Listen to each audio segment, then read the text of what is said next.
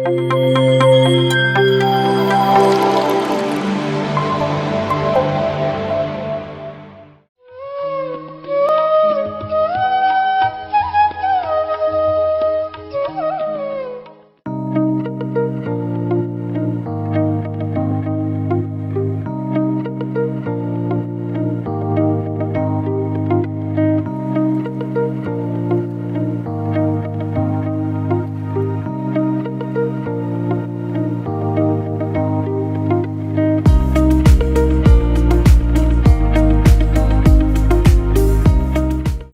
Masters, ಎಲ್ಲರಿಗೂ ನಮಸ್ಕಾರ. ಇವತ್ತು ನಾವು ಬಳ್ಳಾರಿ ಜಿಲ್ಲೆಯ ಕುರುಗೋಡು ಗ್ರಾಮದಲ್ಲಿರುವಂತಹ ಶಂಕರ ಧ್ಯಾನಾಲಯ ಒಂದು ಆವರಣದಲ್ಲಿದ್ದೀವಿ ನಾವೀಗ. With A great master Vijay Kumar ಅಂತೇಳಿ.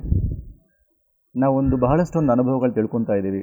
ಧ್ಯಾನ ಅಂದರೆ ಏನು, ಅದರ ಮಹತ್ವ ಏನು, ಎಷ್ಟೋ ಒಂದು ಧ್ಯಾನಿಗಳು ಮಾಸ್ಟರ್ಸ್ ಅವರ ಒಂದು ಅನುಭವಗಳನ್ನು ಪಡೆದು ಈ ಧ್ಯಾನದ ಒಂದು ಮಹತ್ವವನ್ನು ತಿಳಿಸ್ತಾ ಇದ್ದಾರೆ. ಅದೇ ಒಂದು ನಿಟ್ಟಿನಲ್ಲಿ ಮತ್ತೊಂದು ಉನ್ನತವಾದಂತಹ ಒಂದು ಉದಾಹರಣೆ ಅಂತ ಹೇಳ್ಬೋದು, ಎ ಗ್ರೇಟ್ ಎಕ್ಸಾಂಪಲ್ ನಮ್ಮ ಜೊತೆಗಿದ್ದಾರೆ ಈಗ ಮಾಸ್ಟರ್ ವಿಜಯ್ ಕುಮಾರ್ ಅಂತೇಳಿ.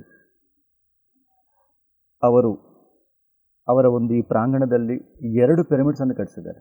ಒಂದು ಸರ್ವಜ್ಞ ಪಿರಮಿಡ್ ಅಂತೇಳಿ, ಇನ್ನೊಂದು ಶಂಕರ ಧ್ಯಾನಾಲಯ ಅಂತೇಳಿ. 2 ಪಿರಮಿಡ್ಸನ್ನು ನಿರ್ಮಿಸಿ ಎಷ್ಟೋ ಒಂದು ಧ್ಯಾನ ಪ್ರಚಾರ ಮಾಡ್ತಾ ಇದ್ದಾರೆ. ಎಷ್ಟೋ ಒಂದು ಸಸ್ಯಾಹಾರದ ಪ್ರಾಮುಖ್ಯತೆ ಎಲ್ಲರಿಗೂ ತಿಳಿಸ್ತಾ ಎಷ್ಟೋ ಜನರನ್ನು ಧ್ಯಾನಿಗಳನ್ನಾಗಿ ಮಾಸ್ತರ್ಗಳನ್ನಾಗಿ ಮಾಡ್ತಾ ಇದ್ದಾರೆ. ಸೊ ಅವರ ಒಂದು ಜೀವನ, ಧ್ಯಾನಕ್ಕಿಂತ ಮೊದಲು ಅವರ ಜೀವನ ಹೇಗಿತ್ತು, ಧ್ಯಾನದ ನಂತರ ಅವರ ಜೀವನ ಹೇಗಿದೆ, ಸೊ ಅವರ ಒಂದು ಅನುಭವದ ಮಾತಿನಲ್ಲಿ ನಾವೆಲ್ಲ ತಿಳ್ಕೊಳ್ಳೋಣ ಬನ್ನಿ. ನಮಸ್ಕಾರ ಸರ್. ನಮಸ್ತೆ. ತಮಗೆ ಕಾರ್ಯಕ್ರಮಕ್ಕೆ ಸ್ವಾಗತ. ತುಂಬ ನಮಸ್ಕಾರಗಳು ಸರ್. ಇವತ್ತು ನಿಮ್ಮ ಪಿರಮಿಡ್ ನೋಡಿ ಇಲ್ಲಿ ನಾವು ಮೇನ್ ರೋಡಲ್ಲಿ ಬಂದು ನೋಡ್ತಾ ಇದ್ದೀರ, ಎಷ್ಟು ಖುಷಿ ಅನ್ನಿಸ್ತು. ಎಷ್ಟು ಬ್ಯೂಟಿಫುಲ್ ಪಿರಮಿಡ್ಸ್ ಎಲ್ಲ ನಿರ್ಮಿಸಿದ್ದೀರಾ. ಸೊ ಇವೆಲ್ಲ ಹೆಂಗೆ ಬಂತು, ಇದರ ಒಂದು ಇನ್ಸ್ಪಿರೇಷನ್ ಏನು, ಇವೆಲ್ಲ ಪಿರಮಿಡ್ಸ್ ಕಟ್ಸಲಿಕ್ಕೆ, ಇದೆಲ್ಲ ನಾವು ತಿಳ್ಕೊಳ್ಳೋಕ್ಕಿಂತ ಮೊದಲು ನಿಮ್ಮ ಒಂದು ಪರಿಚಯ ಮಾಡಿಕೊಡಿ ಸರ್. ಸರ್ ನಮಸ್ತೆ. ನಮ್ಮ ಹೆಸರು ವಿಜಯ್ ಕುಮಾರ್ ಅಂತೇಳಿ. ನಮ್ಮ ಮನೆ ಸರ್ನೇಮ್ ಬಂದು ಚಾನಲ್ ವಿಜಯ್ ಅಂತೇಳಿ. ಚಾನಲ್ ವಿಜಯ್ ಕುಮಾರ್ ಅಂದರೆ ಇಲ್ಲಿ ಕುರುಡಲ್ಲಿ ಯಾರಾದರೂ ಹೇಳ್ತಾರೆ, ಬಟ್ ಈಗ ಏನಾಗಿದೆ, ವಿಜಯ್ ಕುಮಾರ್ ಅಂದರೆ ಯಾರು ಅಂತ ಕೇಳ್ತಾರೆ, ಪಿರಮಿಡ್ ಅಂದರೆ ಪಿರಮಿಡ್ ವಿಜಯ್ ಕುಮಾರ್ ಆಗಿದೆ. ಧ್ಯಾನ ವಿಜಯ್ ಕುಮಾರ್ ನಮ್ಮ ಸರ್ನೇಮ್ ಕಡಿಮೆ ಆಗಿದೆ. ಬಟ್ ಕಡಿಮೆ ಆಗಿದೆ, ನನ್ನಲ್ಲಿ ಕಡಿಮೆ ಆಗಿದೆ. ಬಟ್ ಪಿರಮಿಡ್ ಎಂಬತ್ತೇಳಿ ವಿಜಯ್ ಕುಮಾರ್ ಅಂತೇಳಿ ಗುರುಸ್ತಾ ಇದ್ದಾರೆ. ಬಟ್ ನಾನು ಧ್ಯಾನಕ್ಕೆ ಬಂದಿದ್ದಕ್ಕಿಂತ ಬಲಾತ್ಕಾರವಾಗಿ ಕರ್ಕೊಂಬಂದ್ರೆ ಅಂತ ಹೇಳ್ಬೋದು. ಓಕೆ. ಅಂದರೆ ನಿಮ್ಮ ಫ್ಯಾಮಿಲಿ ಬ್ಯಾಕ್ಗ್ರೌಂಡ್ ಹೇಳಿ. ಅದೇ ಹೇಳ್ತೀನಿ. ಯಾಕೆ ಈ ಮಾತು ಹೇಳಿದ್ನೆ ಅಂದಾಗ, ನನಗೆ ಧ್ಯಾನ ಗೊತ್ತಿತ್ತು, ಬಟ್ ಅದ್ರ ಬಗ್ಗೆ ಅವಗಾಹನೆ ಇದ್ದಿಲ್ಲ. ಧ್ಯಾನಕ್ಕೆ ಬರಲೇಬೇಕು, ಆರೋಗ್ಯವಾಗುತ್ತೆ, ಈ ರೀತಿ ಎಲ್ಲ ಬಟ್ ನಮ್ಮ ಇಲ್ಲಿ ನಮ್ಮ ಕುರುಗೋಡಿನ ಇತಿಹಾಸ ಹೇಳ್ಬೇಕಂತಂದಾಗ, ನಮ್ಮ ಕುರುಗೋಡಿನ ಆರಾಧ್ಯ ದೈವ ದೊಡ್ಡ ಬಸವೇಶ್ವರ. ಅದಕ್ಕೆ ನಾವು ಎಲ್ಲರೂ ದೊಡ್ಡ ಬಸವೇಶ್ವರ ಚಾನಲ್ ಒಂದು ಮನೆಯ ಕುಟುಂಬ ಅಂದ್ರೆ ದೊಡ್ಡ ಬಸವೇಶ್ವರನ ಆರಾಧಕರು, ಅಂದರೆ ಆತನ ಪೂಜೆ ಮಾಡೋರು. ಏನೇ ನಮ್ಮ ಊರಲ್ಲಿ ಕಾರ್ಯಕ್ರಮ ಆಯ್ತು ಅಂದಾಗ ನಮ್ಮ ಮನೆಯಿಂದನೇ ಆ ಬಸವೇಶ್ವರ ಒಂದು ಗುಳಿ ಇರುತ್ತೆ, ಆ ಗುಳಿ ನಮ್ಮ ಮನೆಯಿಂದನೇ ಪೂಜೆ ಮಾಡ್ಕೊಂಡು ಆ ಗುಡಿಗೆ ಹೋಗುವ ಒಂದು ವಾಡಿಕೆ ನಮ್ಮೂರಲ್ಲಿ. ಈ ರೀತಿ ಇದ್ದಾಗ ನಮಗೆಲ್ಲ ದೊಡ್ಡ ಮನೆ, ಒಂದು ಸುಮಾರು 42 ಮನೆ ಇದ್ದಾವೆ ಇಲ್ಲಿ. ಆ 42 ಮನೆಯೂ ಒಂದು ರೀತಿ ಕುರುಗೋಡಿನಲ್ಲಿ ಕೆಲವು ವಿಚಾರಗಳು ಬಂದಾಗ ಚಾನಲ್ ಕುಟುಂಬದವರು ಯಾರಾದರೂ ಆ ಒಂದು ತೀರ್ಮಾನದಲ್ಲಿ ಒಬ್ಬರು ಈ ರೀತಿ ನಡ್ಕೊಂಬಂದ ಕುಟುಂಬ. ಒಳ್ಳೆಯ ಹೆಸರು ಇದೆ ಕುರುಗೋಡಲ್ಲಿ. ಚಾನಲ್ ಅಂದರೆ ಅವರು ಒಳ್ಳೆಯ ಮನೆ ಅಂತಾರಪ್ಪ, ಭಾಳಷ್ಟು ಮನೆ ಇದ್ದಾವೆ. ಈ ರೀತಿ ಇದು ಬೆಳ್ಕೊಂಡು ಬಂದಿದೆ ನಮ್ಮ ಊರಲ್ಲಿ ನಮ್ಮ ಮನೆ. ಹಿಂಗಿದ್ದಾಗ ನನಗೆ ಮದುವೆ ಮುಂಚೆನೂ ಆರೋಗ್ಯ ಸ್ಥಿತಿ ಕ್ಷೀಣಿಸ್ತಾ ಇತ್ತು. ನಾನು ಇದನ್ನು ನಮ್ಮ ಅಪ್ಪಾಜಿಯವರು ನಮ್ಮನ್ನು ಕರ್ಕೊಂಡು ಭಾಳಷ್ಟು ಡಾಕ್ಟ್ರುಗಳೆಲ್ಲ ಕರ್ಕೊಂಡು ಹೋಗಿದ್ರು. ಅದನ್ನು ನಮಗೆ ಯಾರಿಗೂ ಗೊತ್ತಿಲ್ಲ, ಬಟ್ ಆರೋಗ್ಯ ಕೆಡ್ತಾ ಇತ್ತು, ಬ್ಲಡ್ ಕಡಿಮೆ ಆಗ್ತಾಯಿತ್ತು, ಬ್ಲಡ್ ಆಕ್ಸಿಜನ್ ಬರೋದು ಇದಾಗೋದು. ಇನ್ನೂ ಹೆಚ್ಚಿನ ಒಂದು ಇದಕ್ಕೆ ಕಡಿಮೆ ಆಗಲಿಲ್ಲ ಅಂತೇಳಿ ಡಾಕ್ಟ್ರನ್ನ ವಿಚಾರ ಮಾಡಿದಾಗ, ನೀವು ಒಂದು ಸರಿ ಏನಾಗಲಿ CMC ವೆಲ್ಲೂರು ಹೋಗಿ ಬನ್ನಿ, ಅಲ್ಲಿ ನಿಮಗೆ ಸರಿಯಾದ ಮಾಹಿತಿ ಸಿಗುತ್ತೆ ಈ ನಿಮ್ಮಲ್ಲಿರೋ ಡಿಸೀಸ್ ಬಗ್ಗೆ ಅಂತೇಳಿ ಅಲ್ಲಿ ಹೋದಾಗ ನನಗೆ ಎಲ್ಲ ಪರೀಕ್ಷೆಗಳು ಮಾಡಿ ಪ್ಲಾಸ್ಟಿಕ್ ಅನೇಮಿಯಾ ಅಂಥೇಳಿ ಅವರು ನನ್ನ ಆರೋಗ್ಯ ಡಿಸೀಸನ್ನ ಗುರುತಿಸಲ್ಪಟ್ಟರು. ಅದು ಭಾಳಷ್ಟು ನಾವು ಯಾಕೆ ಬಂದಿದೆ ಅಂದರೆ ಇದಕ್ಕೆ ಯಾಕೆ ಬಂದಿದೆ ಅನ್ನೋಕ್ಕೆ ರೀಸನ್ ಇಲ್ಲ, ಬಟ್ ಇದು ಲಕ್ಷಾಂತರ ಜನರಲ್ಲಿ ಬೆಳವಣಿಗೆ ಎಷ್ಟು ಜನಕ್ಕೆ ಮಾತ್ರ ಬರುತ್ತೆ. ಅದು ಜಾಸ್ತಿ ಬರೋದು ಒಂದು ಕೆಮಿಕಲ್ ಫ್ಯಾಕ್ಟ್ರಿ ಕೆಲಸ ಮಾಡೋ ಕೆಳಮಟ್ಟದ ಲೇಬರ್ ಕ್ಲಾಸಿಗೆ ಬರೋ ಒಂದು ಡಿಸೀಸ್ ಇದು. ಬಟ್ ನಿಮಗೆ ಬರಬಾರ್ದು, ಬಂದಿದೆ. ಇದಕ್ಕೆ ಕಾರಣ ಇಲ್ಲ, ಬಟ್ ಬಂದಿದೆ ಅಷ್ಟು ಮಾತ್ರ ಹೇಳಿದರು. ಅದೇ ರೀತಿ ಏನೋ ನಾವು ಅವತ್ತಿಗೆ ಹಂಗೆ ನಡ್ಕೊಂತ ಬಂತು. ಅವ್ರು ಕೊಟ್ಟ ಟ್ರೀಟ್ಮೆಂಟಿಂದ ಏನೋ ಒಂದು ಸ್ವಲ್ಪ ಸದ್ಯ ಆಗಿನ ಪರಿಸ್ಥಿತಿಯಲ್ಲಿ ಆರಾಮಾದ್ವಿ. ಮನೆಯಲ್ಲಿ ಸಹಜ ನನ್ನ ಇದಕ್ಕೆ ಇನ್ನು ಆರಾಮಾದ, ಇವನು ಮದುವೆ ಮಾಡೋಣಂತೆ ಮದುವೆ ಆಯಿತು. ಮದುವೆ ಆದ ಒಂದು 6 ವರ್ಷ ಸಂಪೂರ್ಣ ಹ್ಯಾಪಿ ಕುಟುಂಬ. ನಾವು ಅಲ್ಲೇ 6 ವರ್ಷ ತದನಂತರ ನಮ್ಮ ಆರೋಗ್ಯ ಸ್ಥಿತಿ ಮತ್ತೆ ಮರಳಕಲಿಸ್ತು. ಇದೇ ರೀತಿ ಹೋಗೋದು, 15 ಡೇಸ್ ಒಂದ್ಸಲ ಬ್ಲಡ್ ಹಾಕ್ಸಂಬೋದು ಬರೋದು.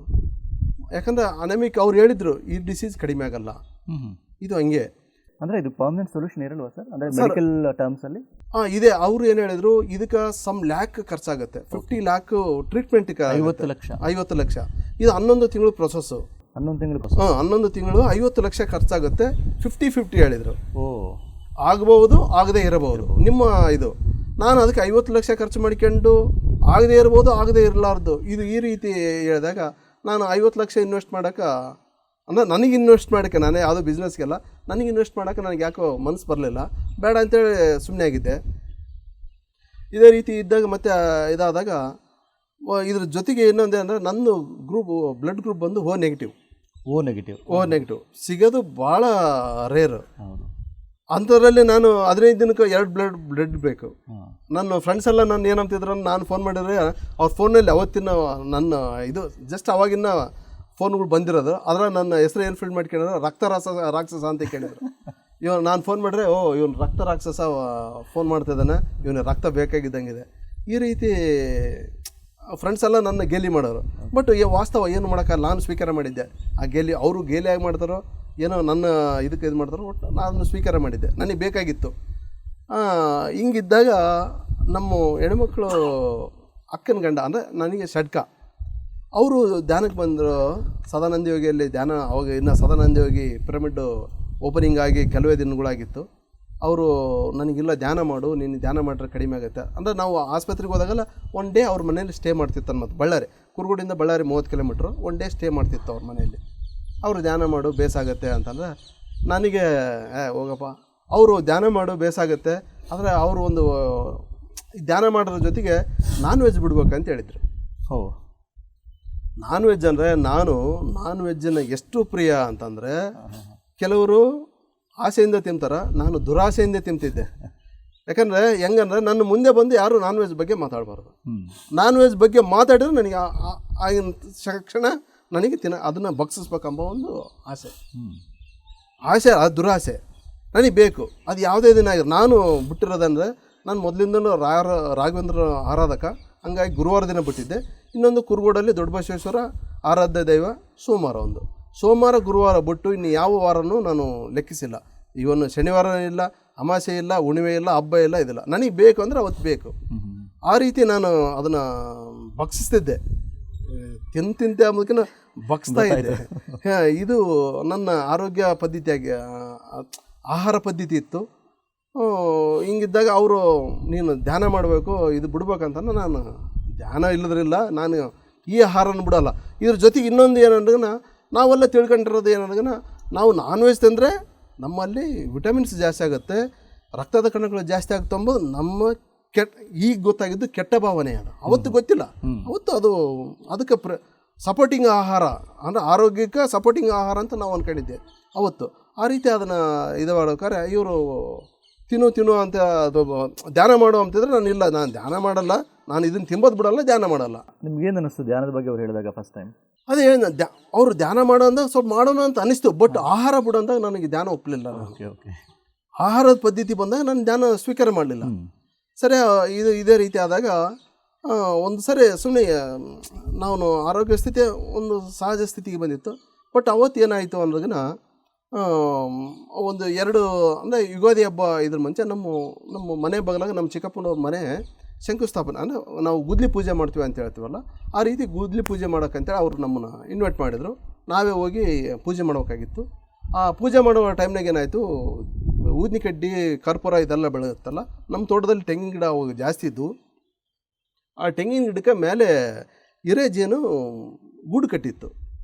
ಆ ಹೊಗೆಗೆ ಆ ಹುಳ ಎಲ್ಲ ಎದ್ದು ನಮ್ಮನ್ನು ಅಟ್ಯಾಕ್ ಮಾಡಿದವು.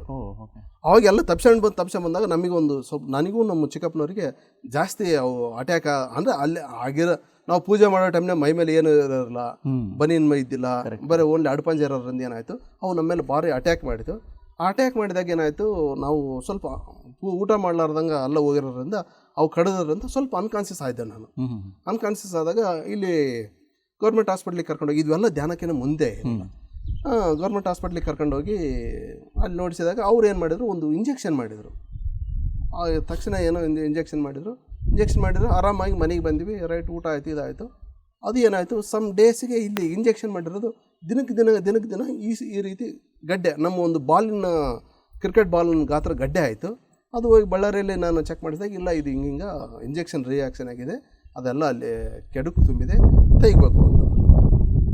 ರೈಟ್, ತೆಗಿಬೇಕಂತ ಆಸ್ಪತ್ರೆಗೆ ಹೋಗಿ ಅಡ್ಮಿಟ್ ಆದ, ಅಂತೇಳಿ ಅವರು ಇದು ಮಾಡಿದರು. ಆವಾಗ ನಮ್ಮ ಬ್ರದರ್ ಮನೇಲಿ ಮತ್ತೆ ಹೋಗ್ಬೇಕಾಯ್ತು. ಅವಾಗ ಹೋದಾಗ ಅವರು ಮತ್ತೆ ಧ್ಯಾನ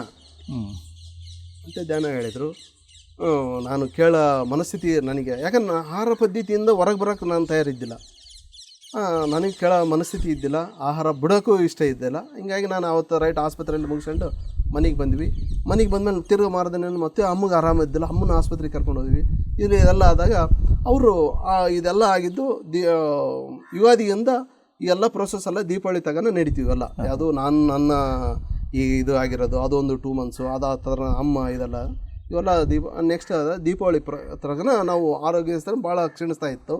ಈ ರೀತಿ ನಡ್ಕೊಂಡು ಬಂದಾಗ ಒಂದು ಸರಿ ನಮ್ಮನ್ನು ಅವರು ದೀಪಾವಳಿಗೆ ಇನ್ವೈಟ್ ಮಾಡಿದರು. ನಾವು ಹಳ್ಳಿ ಭಾಗ ಆಗಿರೋದ್ರಿಂದ ದೀಪಾವಳಿ ಅಷ್ಟಾಗಿ ಆಚರಣೆ ಮಾಡಲ್ಲ. ಅವರು ನಮ್ಮನ್ನು ಆಹ್ವಾನ ಮಾಡಿದರು. ನಾವು ಅವ್ರ ಮನೆಗೆ ದೀಪಾವಳಿಗೆ ಹೋಗಿ ಅವ್ರ ಮನೆ ಆಚರಣೆ ನಾ ರಾತ್ರಿ ಏನಂದರೆ ಬಾ ವಿಜಯ ಗಾಡಿ ಮೇಲೆ ಬಜಾರ್ಗೆ ಹೋಗಂ ಬಾ ಅಂತಂದರು. ನನಗೆ ದೀಪಾವಳಿ ಅಂತಂದರೆ ಸ್ವಲ್ಪ ಕಾಡ್ಸಾಡೋ ಒಂದು ಹಾಬಿ ಜಾಸ್ತಿ ಇತ್ತು. ಓಹೋ, ಅಣ್ಣ ತಮ್ಮ ದೀಪಾವಳಿ ಆತ KBL ಕೆಲಸ ಮಾಡೋದ್ರಿಂದ ಇವ್ರು ಆಫೀಸ್ನಲ್ಲಿ ಇದು ಮಾಡಿರ್ತಾರೆ, ಹಿಂಗೆ ಕಾಡ್ಸಾಡೋಕ್ಕಿನ್ನ ಕರ್ಕೊಂಡು ಹೋಗ್ತಾರೆ ಅಂತ ನಾನು ಖುಷಿಯಿಂದ ಗಾಡಿ ಏರಿದೆ. ಅವ್ರು ಏನು ಮಾಡಿದ್ರು, ಸೀದಾ ಒಯ್ದು ಬಳ್ಳಾರಿ, ಅವರು ಇರೋದು ಎಕ್ಸ್ಟೆನ್ಷನ್ ಅದು ಚೈತನ್ಯ ಕಾಲೇಜ್ ಹಿಂದ್ಗಡೆ, ನಿಯರೆಸ್ಟ್ ಸದಾನಂದ ಯೋಗಿ ಪಿರಮಿಡ್, ಎಲ್ಲ ವಾಕಬಲ್ ಡಿಸ್ಟೆನ್ಸ್ ಒಂದು 500 ಮೀಟ್ರ್ ಇರ್ಬೋದು ಅವ್ರ ಮನೆಗೆ ಅದು. ಬಟ್ ಅವ್ರು ಏನು ಮಾಡಿದರು, ಅವ್ರ ಮನೆಯಿಂದ ರಾಯಲ್ ಸರ್ಕಲ್ಗೆ ಕರ್ಕೊಂಡು 1.5 ಕಿಲೋಮೀಟ್ರು, ಅಲ್ಲಿಂದ ಕರ್ಕೊಂಡು ಹಿಂಗೆ ರೌಂಡ್ ಹಾಕೊಂಡು ಸೀದಾ ಪಿರಮಿಡ್ ತಗ ಕರ್ಕೊಂಡು ಹೋದರು. ಅಲ್ಲೇ ಮಟ್ಟ ನನಗೇನಂದರೆ ಇವ್ರು ಅಲ್ಲಿ ಇಸ್ಪಟ್ ಆಡೋಕ್ಕೆ ಕರ್ಕೊಂಡು ಹೋಗ್ಬೋದು, ಅಲ್ಲಿ ಇಸ್ಪಟ್ ಆಡೋಕ್ಕೆ ಕರ್ಕೊಂಡು ಹೋಗ್ಬೋದು ಎಂಬ ಭಾವನೆ. ಬಟ್ ಅಲ್ಲಿಗೆ ಹೋಗೋದ್ಮೇಲೆ ಯಾವಾಗ ಪಿರಮಿಡ್ ತಗೋದ್ಮೇಲೆ ಇವ್ರು ಏನಾಗಿ ಪಿರಮಿಡಿಗೆ ಕರ್ಕೊಂಬಂದಾರ, ಇವರು ನನ್ನ ಏನೋ ಇದು ಮಾಡ್ತಾರ ಎಂಬ ಇದ್ರ ಮೇಲೆ ರೈಟ್ ಸರಿ ಬಂದ್ವಿ, ಇವ್ರು ಏನು ಹೇಳ್ತಾರೆ ಇವ್ರಂಗೆ ಕೇಳೋಣ ಅಂತೇಳಿ ಅಂದ್ಕೊಂಡು ಹೋದ್ವಿ. ಅವರು ಪಿರಮಿಡ್ನಲ್ಲಿ ಸೆಂಟ್ರ್ನಲ್ಲಿ ಒಂದು ಚೇರ್ ಹಾಕಿ, ಇಲ್ಲಿ ಕೂತ್ಕೊಂಡು ಇಲ್ಲಿ ಧ್ಯಾನ ಮಾಡು ನೀನು ಅಂಥೇಳಿ ಕುಣಿಸಿದ್ರು. ನಾನು ಅವ್ರು ಏನು ಹೇಳಿದ್ರು, ಹಿಂಗೆ ಕೈ ಕಟ್ಟಿಗೆ ಕೈಗೆ ಲಾಕ್ ಮಾಡು, ಕಾಲು ಚಪ್ಪಳ ಕೈಕ್ಯ, ಇಲ್ಲ ಚೇರ್ ಮೇಲೆ ಕುಳಿತಲ್ಲಿ ಹಿಂಗೆ ಕ್ರಾಸ್ ಮೇಕ್ಯ, ಹಿಂಗೆ ಕೂತ್ಕ, ಕಣ್ಣು ಮುಚ್ಚ, ಕಣ್ಣು ನೀನು ಉಸಿರನ್ನ ಅಬ್ಸರ್ವ್ ಮಾಡು ಅಂತ ಹೇಳಿದ್ರು. ಸರಿ, ಇವ್ರು ಏನು ಹೇಳ್ಯಾರಲ್ಲ, ಬಟ್ ಧ್ಯಾನದ ಬಗ್ಗೆ ಅರಿವಿತ್ತು. ಸೊ ಅಲ್ಲಿ ಕೇಳಿರೋ ಒಂದು ಅನುಭವ ಇತ್ತು, ಬಟ್ ಮಾಡಿದ್ದಿಲ್ಲ. ನೋಡೋಣ ಅಂತೇಳಿ ಹಿಂಗೆ ಕೂತ್ಕೊಂಡು ಒಂದು 5 ನಿಮಿಷ ಕುಂತಿರ್ಬೋದು ಲಾಸ್ಟ್ ಅಂದರೆ. ಬಟ್ ನನಗೇನು ಅನ್ನಿಸ್ತು, ಒಂದು ತಾಸು ಕುಂತ್ಕೊಂಡ್ಬಿಟ್ಟಿದ್ದೀನಿ ಅಂತ ಅನಿಸ್ತು. ಒಂದು ತಾಸು ಕುಂತ್ಕೊಂಡ್ಬಿಟ್ಟಿದ್ದೀನಿ ಅಂತೇಳಿ ಅವ್ರು ಹೇಳಿದ್ರು, ಕಣ್ಣು ಬುಡ ಮುಚ್ಚಿ ಹಿಂಗೆ ಎಲ್ಲ ಇದು ಮಾಡಿ ಅದೇ ರೀತಿ ಮಾಡ್ಕೊಂಡು ಬಂದು ಮತ್ತೆ ಕೆಳಗೆ ಬಂದು ನನಗೆ ಆವಾಗ ನನ್ನ ಇನ್ನೊಂದು ಬೆಸ್ಟ್ ಫ್ರೆಂಡ್ ಏನಂದರೆ, ಮೊಬೈಲಲ್ಲಿ ಕರೆಂಟ್ ಕ್ರಾಶ್. ಅವರು ಧ್ಯಾನ ಕೂತ್ಕೊಂಡ್ರೆ ಅವ್ರೇನು ಡಿಸ್ಟರ್ಬ್ ಮಾಡಲಿಲ್ಲ. ಬಂದು ನಾನು ಪಿರಮಿಡ್ ಮೇಲಿಂದ ಕೆಳಗೆ ಬಂದು ಕೂತ್ಕೊಂಡು ಸದಾನಂದೋಗಿ ಮೇಲೆ ಧ್ಯಾನಕ್ಕೆ ಇದೆ, ಕೆಳಗೆ ಹಾಲ್ ಇದೆಯಲ್ಲ, ಸುಮ್ಮನೆ ಅಲ್ಲಿ ವರಾಂಡದಲ್ಲಿ ಬಂದು ಕೂತ್ಕೊಂಡು ಕರೆಂಟ್ ಕ್ರಾಶ್ ಆಡ್ಕೆ ಕೂತ್ಕೊಂಡೆ. ಅವರು ನಾವು ಸ್ವಲ್ಪ ಹೆಚ್ಚು ಕಮ್ಮಿ ಪಿರಮಿಡ್ನ ಒಳಗೆ ಹೋದಾಗ 7 ಗಂಟೆ, 8:10 ಆಗಿತ್ತು. ಅವ್ರು ಇಳಿದು ಬಂದರು. ಎಷ್ಟೊತ್ತು ಧ್ಯಾನ ಕುಂತ್ಯಪ್ಪ ಅಂತಂದು. 5 ನಿಮಿಷ ಕುಂತ್ಬಿಟ್ಟಿದ್ದೆ ಅಣ್ಣ ಅಂತಂದೆ. ಅಬ್ಬಾ 5 ನಿಮಿಷ ಕುಂತಿದ್ದೆ ಅಂತ ಅವ್ರನ್ನ ಅದು ಅಪಹಾಸ್ಯ ದೃಷ್ಟಿಯಲ್ಲಿ ಮಾತಾಡಿದರು. ಸರಿ ಬಾ ಮನೆಗೆ ಹೋಗೋಣ ಬಾ ಅಂದರು. ಅವಾಗ ನಮ್ಮ ಅತಿಗೆಯವರು ಹಿಂಗಣ್ಣ ಡಿಸೆಂಬರ್ನಲ್ಲಿ ಕಡ್ತಾಳಲ್ಲಿ ಪ್ರೋಗ್ರಾಮ್ ಇದೆ, ಅಂದರೆ ಡಿಸೆಂಬರ್ 14 ಕಡ್ತಾಳಲ್ಲಿ ಪ್ರೋಗ್ರಾಮ್ ಇದೆ, ನೀವು ಬರ್ರಿ ಅಣ್ಣ ಚೆನ್ನಾಗಿರುತ್ತೆ ನೋಡು ಅಂತ್ರಿ. ಅಲ್ಲಿ ಧ್ಯಾನ ಮಾಡೋದೇನು ಬೇಡ, ಬಂದು ನೋಡ್ರಿ ಅಲ್ಲಿ ಎಲ್ಲ ಪಿರಮಿಡ್ ಹೆಂಗಿದೆ, ಜನ ಹೆಂಗಿದ್ದಾರೆ, ಹೆಂಗೆ ಪ್ರೋಗ್ರಾಮ್ ನಡೆಯುತ್ತೆ ನೋಡಮ್ ಬರ್ರಿ ಅಂತೇಳಿ. ಸರಿ ಆಯ್ತಿಗೆ ನೋಡೋತ್ನಿ ಅಂತಂದೆ. ಅವಾಗ ತಕ್ಷಣ ನಮ್ಮ ಬ್ರದರು ಅವ್ರು ಅಂದಿದ್ದೇನಂದ್ರೆ, ಅವ್ರ ಕರ್ಮ ಹೆಂಗಿದ್ರೆ ಬರುತ್ತೆ, ಎದಕ್ಕೆ ನೀನು ಒತ್ತಾಯ ಮಾಡ್ತೀಯ ಅಂತೇಳಿ ಅವ್ರನ್ನ ಸ್ವಲ್ಪ ಏರು ಧ್ವನಿಯಲ್ಲಿ ಗದರಿಸಿದರು. ನನಗೆ ಅದು ನೋವು ಅನಿಸ್ತು. ಇವರು ಹಬ್ಬಕ್ಕೆ ಕರೆದಿರೋದು, ಇವ್ರು ಏನು ಮಾಡಬೇಕು, ಇಲ್ಲಿ ಬಂದು ನನಗೆ ನನ್ನ ಎದುರಿಗೆ ಗದರ್ತಾರ ಅಂದರೆ ಅದು ಆ್ಯಕ್ಚುಲಿ ನನಗೆ ಗದರಿದಂಗೆ. ನನ್ನ ಗದರ್ಸೋದೇನೈತೆ, ಇವ್ರಿಗೇನು ಅಧಿಕಾರ ಐತೆ, ಇವ್ರು ಎದಕ್ಕೆ ನಾನು ಧ್ಯಾನ ಮಾಡಲ್ಲ ಅಂದ್ರೆ ಬಿಟ್ಬಿಡ್ಬೇಕು. ಅದನ್ನೇನು ಇವ್ರು ನಮಗೆ ಹೇಳೋದು ಬಲವಂತ ಮಾಡೋದೇನು. ಅದ್ರ ಜೊತೆಗೆ ಕರ್ಮ ಪರಮ ಅಂತೇಳಿ ಅವ್ರ ಕರ್ಮ ಹೆಂಗಿದ್ರೆ ಬರ್ತಾರ ಇಲ್ಲಂದ್ರೆ ಇಲ್ಲ ಅಂತೇಳಿ ಇವ್ರು ನನ್ನ ಕರ್ಮದ ಬಗ್ಗೆ ಏನು ಮಾತಾಡ್ತಾರೆ ಅಂತ ನನಗೆ ಒಳಗೆ ಗಿಲ್ ಆಯಿತು. ನಾನು ತಕ್ಷಣ ಟಿಫನ್ಗೆ ಕುಂತ್ಕೊಂಡಾಗಿ ಈ ಮಾತು ಬಂದಿರೋದ್ರಿಂದ ನನಗೆ ಯಾಕೋ ಅಲ್ಲಿ ಇರೋಕ್ಕೆ ಮನಸ್ಸು ಬರಲಿಲ್ಲ. ನಾನು ನಮ್ಮ ಮಿಸ್ಸಸ್ಗೆ ಹೇಳಿದೆ, ನೀನು ಇರು, 1-2 ದಿನ ಆರಾಮ್ಸೆ ಇರು, ನಾನು ಹೋಗ್ತೀನಿ, ನಾನು ಕುರುಗುಡಿಗೆ ಹೋಗ್ತೀನಿ, ನೀನು ಬಾ, ನಿಧಾನಕ್ಕೆ ಬಾ. ನಾನು ಅಷ್ಟು ಹೇಳಿ ನಾನು ರೆಡಿ ಆದೆ. ಬಟ್ ಇದರಿಂದ ಇನ್ನೊಂದು ಏನಂದಾಗ ನಾನು ವೈನ್ ಶಾಪ್ನಲ್ಲಿ ಕ್ಯಾಶಿಯರಾಗಿ ಕೆಲಸ ಮಾಡ್ತಿದ್ದೆ. 18 ವರ್ಷ ವೈನ್ ಶಾಪ್ನಲ್ಲಿ ಕ್ಯಾಶಿಯರಾಗಿ ಕೆಲಸ ಮಾಡಿದೆ. ಕ್ಯಾಶಿಯರ್ ಅದು ಕೆಲವು ಒಂದು ಶಾಪ್ನಲ್ಲೇ ಕ್ಯಾಶಿಯರ್ ಅಲ್ಲ, ಓನರ್ ಗತಿ ಫೀಲ್ ಆಗಿದ್ದೀನಿ. ಬಟ್ ಅವರು ನನಗೆ ಅದೇ ರೀತಿ ರೆಸ್ಪಾನ್ಸಿಬಿಲಿಟಿ ಕೊಟ್ಟಿದ್ರು.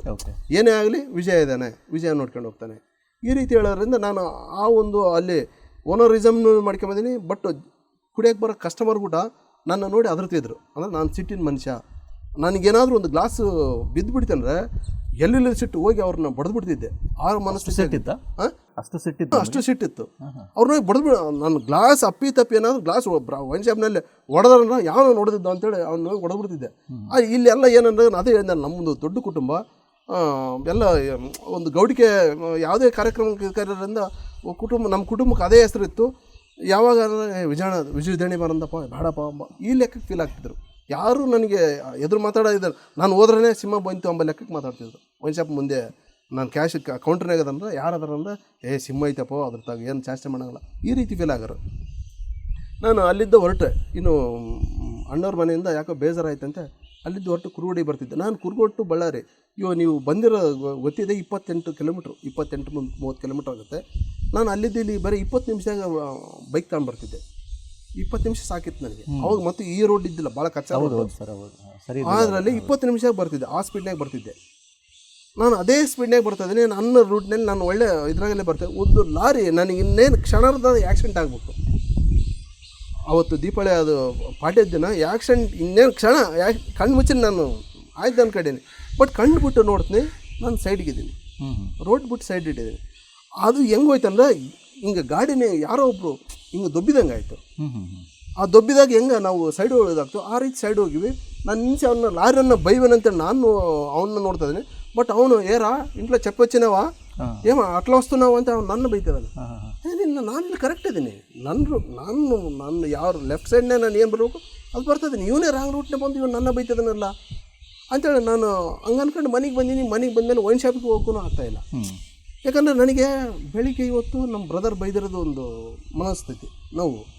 ಬಟ್ ಇದು ಇವನು ಲಾರಿಯನ್ನು ಬೈದಿರೋದು ಇದು. ಇದ್ರ ಜೊತೆಗೆ ನಾನು ಹೆಂಗೆ ಸೈಡಿಗೆ ಹೋದೆ, ಯಾರು ದೊಬ್ಬಿರೋದು ನಾನು ಹಿಂಗೆ ದೊಬ್ಬಕಲ್ಲಿ ಏನೋ ಒಂದು ದೊಬ್ತೀವ ಎಂಬ ಒಂದು ಇದು. ನಾನು ಯಾರೋ ಹಿಂಗೆ ಫ್ರೆಂಡ್ಸ್ ಮುಂದೆ ಏನೋ ನಿನಗೆ ಗಾಳಿ ಬಂದು ಹಂಗಾಗುತ್ತೆ ಅಂದರೆ, ಗಾಳಿ ಅಂದರೆ ಈ ಸೈಡ್ ಏನಂದ್ರೆ ಈ ದೆವ್ವ ಇವು ಅಲ್ಲ. ಹೌದೌದು. ಹಗಲತ್ತಿ ಯಾವ ದೆವ್ವ ಕಾಂತವಲ್ಲ ಇವು. ನಾನು ಫ್ರೆಂಡ್ ಮುಂದೆ ಡಿಸ್ಕಷನ್ ಮಾಡಿದಾಗ ಇವೆಲ್ಲ ಮಾತುಗಳು ಬಂದವು ಓಲ್ರೆಡಿ. ಆದರೂ ನೈಟ್ ನಿದ್ದೆ ಬರ್ತಾಯಿಲ್ಲ. ವೈನ್ ಶಾಪ್ನಾಗ ಹೋಗ್ಕೊಂಡು ನಿಂದಿರ್ತದೀನಿ, ಕ್ಯಾಶಿ ನಿಂದಿರ್ತದೀನಿ. ಅಲ್ಲಿ ಯಾಕೋ ತಾಳಮಳ ಏನಾಯಿತು ಅಂತೇಳಿ ಏನೋ ಸರಿ ಅಂತ ಮನೆಗೆ ಬಂದೆ. ಮನೆಗೆ ಬಂದರೆ ನಿದ್ದೆ ಇಲ್ಲ. 1-2 ದಿನ ನೋಡೋದು ಆಲೋಚನೆ ಏನೋ ಅಂದ್ರೆ ನೋಡು ಇದು ಯಾಕೆ ಮೇಲೆ ಈ ರೀತಿ ಒತ್ತಡ ಆಗ್ತದೋ, ಅವ್ರು ಏನು ಹೇಳ್ತಾರೆ ಒಂದ್ಸರಿ ಹೋಗೇ ಬಂದ್ಬಿಡೋಣ ಅಂತೇಳಿ ತೀರ ಮಾಡಿದ್ರು.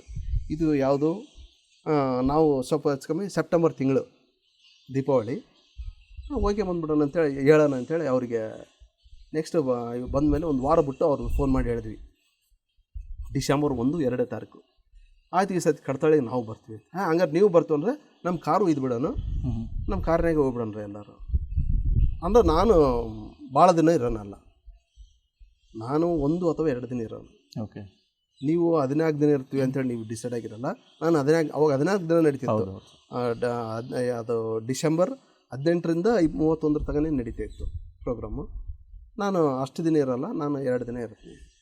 ಸರಿ ಬಾ, ನೀನು ಎಷ್ಟು ದಿನ ನೀರು ಬರ್ಬೇಕಾರೆ ಅಂಥೇಳಿ ನಾವು ಅಲ್ಲಿಗೆ ಹೋದ್ಮೇಲೆ ಅಂದರೆ ಇಲ್ಲಿದ್ದು ಹೊರಟಿವಿ, ಬಳ್ಳಾರಿಗೆ ಹೋದ್ವಿ. ಬಳ್ಳಾರಿಯಿಂದ ಸಾಯಂಕಾಲ 3-4 ಗಂಟೆ ಆಯಿತು. ಕರ್ನೂಲು ಹೋದ್ವಿ. ಫಸ್ಟು ಹೋಗಿದ್ದು ಕರ್ನೂಲಿಗೆ ಹೋಗಿ ಅವತ್ತು ನೈಟು ಅಲ್ಲೇ ಊಟದ ವ್ಯವಸ್ಥೆ, ಪಿರಮಿಡ್ನಲ್ಲಿ ಊಟದ ವ್ಯವಸ್ಥೆ ಮಾಡಿದರು. ಊಟ ಮಾಡಿ ಇಲ್ಲ ಧ್ಯಾನ ಮಾಡೋಣ ಅಂತೇಳಿ ಪಿರಮಿಡ್ನಲ್ಲಿ ಕರ್ಕೊಂಡು ಹೋದರು. ಅವತ್ತು ಅವ್ರ ಜೊತೆಗೆ ಅಂಪಣ್ಣವರು ಅಂತೇಳಿ ಅವರು ಒಂದು ಕಾರ್ ತಗೊಂಬಂದಿದ್ರು, ವೆಹಿಕಲ್. ಅವರೊಂದು 7-8 ಜನ 2 ಕಾರ್ ಹೋಗಿದ್ವಲ್ಲ. ಅವ್ರು ಅಂಪಣ್ಣವರು ನನ್ನ ಧ್ಯಾನ ಇವ್ರು ನಮ್ಮ ಬ್ರದರ್ ಅವ್ರಿಗೆಲ್ಲ ಹೇಳ್ಬಿಟ್ಟಿದ್ರು ಹಿಂಗೆ ಅವ್ರಿಗೆ ಸ್ವಲ್ಪ ಧ್ಯಾನ ಹೇಳ್ಸಿ ಹಂಗೆ ಹಿಂಗೆ ಅಂತೇಳಿ ಅಂಪಣ್ಣವ್ರು ಏನು ಹೇಳಿದ್ರು, ನೋಡಪ್ಪ ನೀನು ಧ್ಯಾನ ಮಾಡಬೇಕು, ಹೆಂಗೆ ನಾವು ಎದ್ದು ಬರತ್ತಾನೆ ಎದ್ದು ಬರ್ಬಾರ್ದು. ಸರಿ ಆಯ್ತು ಸರ್. ಹೋಗಿ ಅಲ್ಲಿ ಕರ್ನೂಲಲ್ಲಿ ಕಿಂಗ್ ಚೇಂಬರ್ನಲ್ಲಿ ಧ್ಯಾನಕ್ಕೆ ಕುಣಿಸಿದ್ರು. ಒಂದು 5 ನಿಮಿಷ ಮಾಡಿರ್ಬೋದು, 10 ನಿಮಿಷ ಮಾಡಿರ್ಬೋದು. ಕಾಲು ಭಾಳಷ್ಟು ಜೋಮ್ ಬಂದ್ಬಿಟ್ಟು ಹೆಂಗೆ ಅಲ್ಲಿದ್ದ ಹೆಂಗೆ ಬಂದಿದ್ದೀನಿ ಪಿರಮಿಡ್ ಹೊರಗೆ ಅಂದರೆ ಹುಡುಗರು ಅಂಬಗಾಲಿ ಹೆಂಗೆ ಬರ್ತಾರೆ ಹಂಗೆ ಬಂದಿದ್ದೀನಿ. ಕಾಲು ಹಿಂಗೆ ಎತ್ತಿಡೋಕ್ಕಾಗ್ತಿಲ್ಲ, ಅಷ್ಟು ಜೋಮ್ ಬಂದಿದೆ. ನಾನು ಯಾಕಂದ್ರೆ ಚಪ್ಪಲಿ ಮುಖ ಹಾಕ್ಯಂಡು ಭಾಳ ಹೊತ್ತು ಕುಂತಿರಲ್ಲ, 10 ನಿಮಿಷ ಕುಂತ್ಬಿಟ್ಟು ಜೋಮ್ ಜಾಸ್ತಿ ಆಯಿತು. ಹೊರಗೆ ಬಂದ್ವಿ. ಹೊರಗೆ ಬಂದೆ, ಹಂಗೆ ಬಂದು ಕಾರ್ನಲ್ಲೇ ಮಕ್ಕಂಬಿಟ್ಟೆ ನಾನು. ಇದು ಮಾಡ್ಕೊಂಡು ಸೀಟ್ ತೆಗೆದಿತ್ತು, ಹಾಗಾಗಿ ಓಮಿನಿ ಸೀಟ್ ತೆಗೆದುಬಿಟ್ರೆ ಇದಾಗುತ್ತಲ್ಲ, ಅದರಲ್ಲಿ ಮಲಗಿಬಿಟ್ಟೆ. ಬೆಳಿಗ್ಗೆ ಎದ್ದು ಮತ್ತೆ ಸೀದಾ ನಾವು ಇದಕ್ಕೆ ಪ್ರಯಾಣ ಬೆಳೆಸಿ ಅಂತ ಓಂಕಾರೇಶ್ವರ ಪೆನವಡಿಗೆ ಬಂದ್ವಿ. ಓಕೆ. ದಾರಲ್ಲೇ ಅಲ್ಲಿ ಹಂಗೆ ಸ್ನಾನ ಮಾಡಿ ಟಿಫನ್ ಮಾಡ್ಬೇಕಾರೆ ಅಲ್ಲಿ ಒಂದು 5 ನಿಮಿಷ ಧ್ಯಾನ ಮಾಡೋಣ ಅಂತ ಹೋದಾಗ ಧ್ಯಾನಕ್ಕೆ ಇಲ್ಲ ಸರ್ ನಾನು ಧ್ಯಾನ ಮಾಡೋಂಗಿಲ್ಲ, ನನಗೆ ಧ್ಯಾನಕ್ಕೆ ಕುಂತ್ರೆ ಕಾಲು ಜೋಮ್ ಬರ್ತಾವ ಅಂತ. ಅವಾಗ ಅಂಪಣ್ಣವ್ರು ಏನು ಹೇಳಿದ್ರು, ನೋಡ್ರಿ ಧ್ಯಾನ ಮಾಡಿ ಏನು ಜೋಮ್ ಬರೋಲ್ಲ, ಹಿಂಗೆ ಕುನ್ನತಿಯಲ್ಲ, ಹಿಂಗೆ ಕಾಲು ಹಿಂಗೆ ಉಲ್ಟಾ ಮಾಡಿ ಕೂತ್ಕ ಏನಾಗಲ್ಲ, ಹಿಂಗೆ ಕುನ್ನತಿ ಹಿಂಗೆ ಕೂತ್ಕ ಏನಾಗಲ್ಲ, ಜೋಮ್ ಹೋಗ್ಬಿಡುತ್ತೆ ಅಂತೇಳಿ. ಹೌದಾ ಅಂತೇಳಿ. ಹಂಗೆ ಹೌದಾ ಸರಿ, ಜೋಮ್ ಸ್ಟಾರ್ಟ್ ಆಯಿತು. ನೋಡೋಣ ಇವ್ರು ಹೇಳ್ಯಾರಲ್ಲ ಅಂತೇಳಿ ಹಿಂಗೆ ಚೇಂಜ್ ಮಾಡಿದೆ, ಜೋಮ್ ಹೋಗ್ಬಿಡ್ತು. ಹೌದಲ್ಲ, ಇದೇನು ಚೆನ್ನಾಗಿದಲ್ಲ. ಸರಿ, ಅವತ್ತಿನಿಂದ ಇವತ್ತಿಗೂ ನಾವು 1-1.5 ತಾಸು ಚಪ್ಪಲ್ ಮುಖ ಹಾಕೊಂಡು ಧ್ಯಾನ ಕುಂತರೂ ಜೋಮ್ ಬಂದಿಲ್ಲ ಸರ್. Okay sir. ಓಕೆ. ಇದು ಜೋಮ್ ಅಲ್ಲಿಗೆ ಅವತ್ತಿದಾಯಿತು. ರೈಟ್, ಅದೆಲ್ಲ ಮುಗಿಸ್ಕೊಂಡು ಹೋದ್ವಿ. ಸಾಯಂಕಾಲ 4 ಗಂಟೆ ನಾವು ಕಡತಾಳಿಗೆ ರೀಚ್ ಆದಾಗ ನಾನು ಇದುವರೆಗೆ ಆಯಿತು ನಾನು ಗುರುಗಳನ್ನ ನೋಡಿದ್ದು ಅವತ್ತು ಫಸ್ಟ್ ಟೈಮ್ ನೀವು ಪತ್ರಿಜಿ ನೋಡಿದ್ದು ಅಲ್ಲೇ ಕಡತಾಳಲ್ಲಿ. ಓಕೆ. ನಾನು ಇದುವರೆಗೆ ಆಯಿತು ಗುರುಗಳನ್ನ ಯಾವ ರೀತಿ ನೋಡಿದ್ದೆ ಅಂದರೆ ಅದೇ ಹೇಳಿದೆ, ನಮ್ಮ ಮನೆ 42 ಮನೆ ನಾವು ಗುರು ಪರಂಪರೆಯಿಂದ ಬಂದವರೆ. ಮಠ ಮಾನ್ಯ ಗುರುಗಳನ್ನೆಲ್ಲ ನಾವು ಭೇಟಿಯಾಗಿ ಇದ್ದು ಬಂದವರೆ, ನಮ್ಮ ಮನೆಗೆ ಅವರು ಬಂದೋದಾರೆ.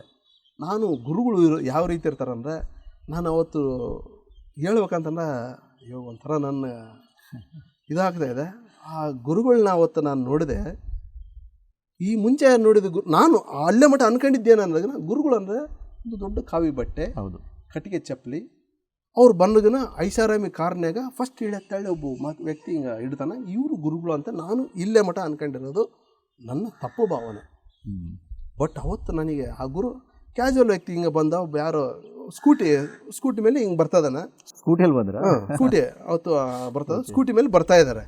ನಾವು ಹೋಗಿದ್ವಿ, ಅವಾಗ ಅನ್ನದಾನಕ್ಕೆ ಶೆಡ್ ಹಾಕಿದ್ದಾರೆ, ಅಲ್ಲಿದ್ದ ಹಿಂಗೆ ಬರ್ತಾ ಇದ್ದಾರೆ ಅವ್ರ ಸ್ಕೂಟಿ ಮೇಲೆ. ನಾವು ಕಾರ್ ಹೇಳಿ ಇವರೆಲ್ಲರೂ ಗುರುಗಳು ಬಂದ್ರು. ಇವರು ಮುಂದೆ ಬರ್ತಾರ, ಅವ್ರು ಅನ್ಕೊಂಡಿಲ್ಲ, ಯಾರೋ ಅಲ್ಲಿ ಯಾವುದೋ ಒಂದು ಕಾರ್ ನಿಂತಾಣಿತ್ತು, ಆ ಕಾರ್ನಾಗ ಬರ್ತಾನೆ ಅಂತೇಳಿ ಇದು ಮಾಡಿದ್ವಿ. ಹಿಂಗೆ ಬರ್ತಾ ಯಾರ ಬಲಾರವ್ರು వచ్చినాರ ಅಂತಂದ್ರೆ ಅವ್ನು ಸಾರ್ ಅಂತಂದ್ರು, ಇವರು ಅವ್ನು ಸಾರ್ ಅಂತಂದ್ರು. ಸರಿ ಕಾನಿ ಭೋಜನ ಚೇಪ ಅಂತೇಳಿ ಮತ್ತೆ ಅವ್ರು ಹೊಂಟ್ಬಿಟ್ರು ಮುಂದೆ. ನಾನು ಯಾರು ಗುರುಗಳು ಬರಲ್ಲ, ಇವಾಗ ಗಾಡಿ ಮೇಲೆ ಹೋದ್ರಲ್ಲಪ್ಪ ಅಂತಂದ್ರು. ಅವ್ರು ಗುರುಗಳ ಸಾಮಾನ್ಯ ವ್ಯಕ್ತಿ, ದಾಡಿ ಇದೆ ಅಷ್ಟೇ, ಕೂಲಿಂಗ್ ಗ್ಲಾಸ್ ಹಾಕಿದ್ದಾರೆ, ಸ್ಕೂಟಿ ಕಾಲಾಗ ಮಾಮೂಲು ನಮ್ಮ ಅಂತ ಸ್ಲೀಪರು.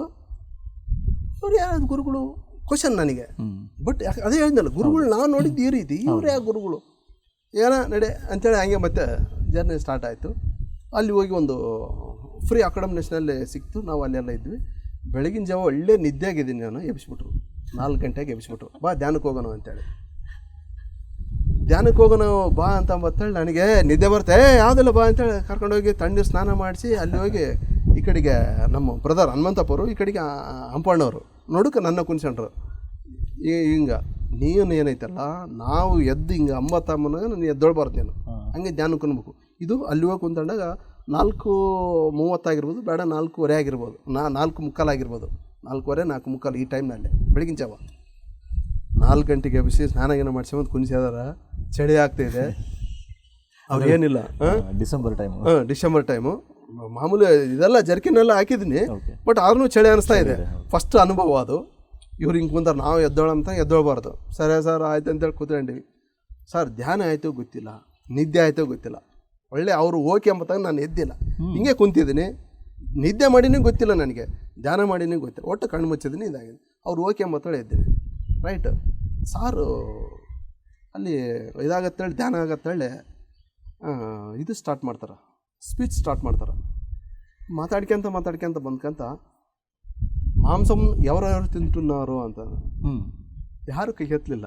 ನಾನು ಹಿಂಗೆ ನೋಡಿದೆ, ನಾನು ತಿಂತದೀನಿ, ನೋಡಿದೆ ಯಾರು ಕೈ ಎತ್ತಲಿಲ್ಲ. ಹೋಲ್ ಬಿಡಪ್ಪ, ನಾನು ಒಬ್ಬನೇ ಯಾಕೆ ಕೈ ಎತ್ತಲ ಅಂತ ನಾನು ಎತ್ತಲಿಲ್ಲ, ಸುಮ್ಮನೆ ಅದೇ. ಸಾರು ಅವಾಗ ಸ್ಟಾರ್ಟು ಹಂಗೆ ಒಂದು ಆಗತ್ತಾಳೆ. ಧ್ಯಾನಂ ತಿನ್ನು ಮಾಂಸಂ ತಿನ್ನು ಯಾರೊದ್ದನ್ನಾರು ಅಂದರು ಸಾರು. ನನಗೆ ಸಾರ್ ಎಲ್ಲಿಲ್ಲದ ಖುಷಿ, ಹಿಂಗೆ ಚೇರ್ ಮೇಲೆ ಹಿಂಗೆ ಕುಂತ್ಕೊಂಡನು, ಹಿಂಗೆ ಕುಂತ್ಕೊಂಡಿದ್ದೀನಿ ಅವಾಗ. ಅದು ಕೇಳೋ ನಮ್ಮ ಒಂದು ಇದ್ರಾಗ, ಯಾಕಂದ್ರೆ ಯಾವ್ರು ವದ್ದನ್ನಾರ ಅಂದ್ರಾಗ ಇನ್ನೇನು ಸರ್ ಇನ್ನೇನು ಬೇಕಾಯ್ತು, ಧ್ಯಾನ ಮಾಡು ಮಾಂಸ ತಿನ್ನು, ಯಾವ್ರು ವದ್ದನ್ನಾರ ಅಂದ್ರೆ ಖುಷಿ ಆಗ್ಬಿಡಿದ್ದು ನನಗೆ. ಬಿಡು ಇನ್ನೇನು ಧ್ಯಾನ ಮಾಡಿಬಿಡೋನು, ಇದೇ ಧ್ಯಾನ ಅಲ್ಲ, ಇಷ್ಟು ಕುಂದ್ಬಿಟ್ರೆ ಧ್ಯಾನ ಮುಗೀತು, ತಿನ್ನು ಮಾಂಸ ಐತಿ ಮಾಡ್ಕೊಂಡು ತಿಂದುಬಿಡೋಣ ಅಂತೇಳಿ ಆ ಖುಷಿ ಆಯಿತು. ಯಾವ್ರು ವದ್ದನ್ನೋರು ಅದೇ ಹಂಗದ್ದು ಒಳ್ಳೆ ಖುಷಿ ಆಗದೇನೆ. ತಕ್ಷಣ ಇನ್ನೊಂದು ಮಾತು ಸಾರು ಸ್ಪೀಚ್ ಮಾಡಿದರು, మీ కొడుకుದು మీ కూతురుదో తొడ నరకని తినండి ఎట్లా బాగుంటుంది చూడు ಅಂತಂದರು. ಸಾರ್ ಅವಾಗ ಆಗಿದ್ದು ನನಗೆ ಹೆಂಗನಗನ ಸುಮ್ಮನೆ ಹಿಂಗೆ ಕುಣಿಸಿ ಕಾಪಾಳಕ್ಕೆ ಈ ಕಡೆಗೆ ಒಂದೇಟು ಸಿನಿಮಾಗಳಾಗ ಯಾವ ರೀತಿ ಹಿಂಗೆ ಬಡಿತಾರಲ್ಲ ಆ ರೀತಿ ಬಡ್ದಂಗೆ ಆಯಿತು. ನಾನು ಹಂಗೆ ನಡುಕ್ಕೆಂತ ಹಿಂಗೆ ಕುಂತ್ಕೊಂಡಿದ್ದೀನಿ. ಯಾಕಂದರೆ ಯಾವಾಗ ಸರ್ ಇಲ್ಲಿ ನೋಡ್ರಿ ಎದಕ್ಕಂದ್ರಗನ ಯಾವಾಗ ಆಯಿತು ನಾವು ಮನುಷ್ಯರು ನನಗೆ ಏನಾಗುತ್ತೋ ಅಂದಾಗ ಅಷ್ಟು ಇದಿಲ್ಲ, ನನ್ನ ಕುಟುಂಬಕ್ಕೆ ನನ್ನ ಇದುವರೆಗೆ ಅದರಿಂದ ಏನೋ ತೊಂದರೆ ಆಗುತ್ತೆ ಅಂದಾಗ ನಾವು ಎಷ್ಟು ಕುಗ್ಗಿ ಹೋಗ್ತೀವಿ ಅಂತಂದಾಗ ಬೇರೆಯವ್ರಿಗೆ ಏನಾಯ್ತು ಅನ್ನೋದು ಖುಷಿಯಿಂದ ನೋಡ್ತಿರ್ತೀವಿ ನಾವು. ಬಟ್ ನಮ್ಮ ವಿಷಯ ಅಂತ ಬಂದಾಗ ನಾವು ಅಲ್ಲಿ ನಡುಗ್ತೀವಲ್ಲ, ಅದೇ ನಮ್ಮಲ್ಲಿರೋ ಒಂದು ಮನುಷ್ಯತ್ವ. ಅವತ್ತು ನನಗೆ ಆ ಮನುಷ್ಯತ್ವ ಆ್ಯಕ್ಟಿವ್ ಆಯಿತು. ಹೌದಲ್ಲ, ನಾನು ಇದುವರೆಗೆ ಆಗಿ ತಿಂತಿರೋದು ಯಾವುದೋ ಒಬ್ಬ ಬೇರೆಯವ್ರ ಮಕ್ಕಳನ್ನ ನಾನು ತಿಂತಿದ್ದೀನಿ, ಇವತ್ತು ಬೇಡ, ಇವತ್ತಿನಿಂದ ನಾನು ತಿನ್ನಲ್ಲ ಅಂತ ತಕ್ಷಣ ನಾನು ಡಿಸೈಡ್ ಮಾಡಿದೆ. ನಾನು ಧ್ಯಾನ ಮಾಡ್ತಾನೋ ಇಲ್ಲ ಗೊತ್ತಿಲ್ಲ, ಸೆಕೆಂಡ್ರಿ. ಬಟ್ ತಕ್ಷಣ ಆ ಮಾತು ಬರುತ್ತೇಳಿ ತೀರ್ಮಾನ ಮಾಡಿದ್ದು. ಅವ್ರು ನೆಕ್ಸ್ಟ್ ಸ್ಪೀಚ್ ನನಗೆ ಕೇಳಲೇ ಇಲ್ಲ.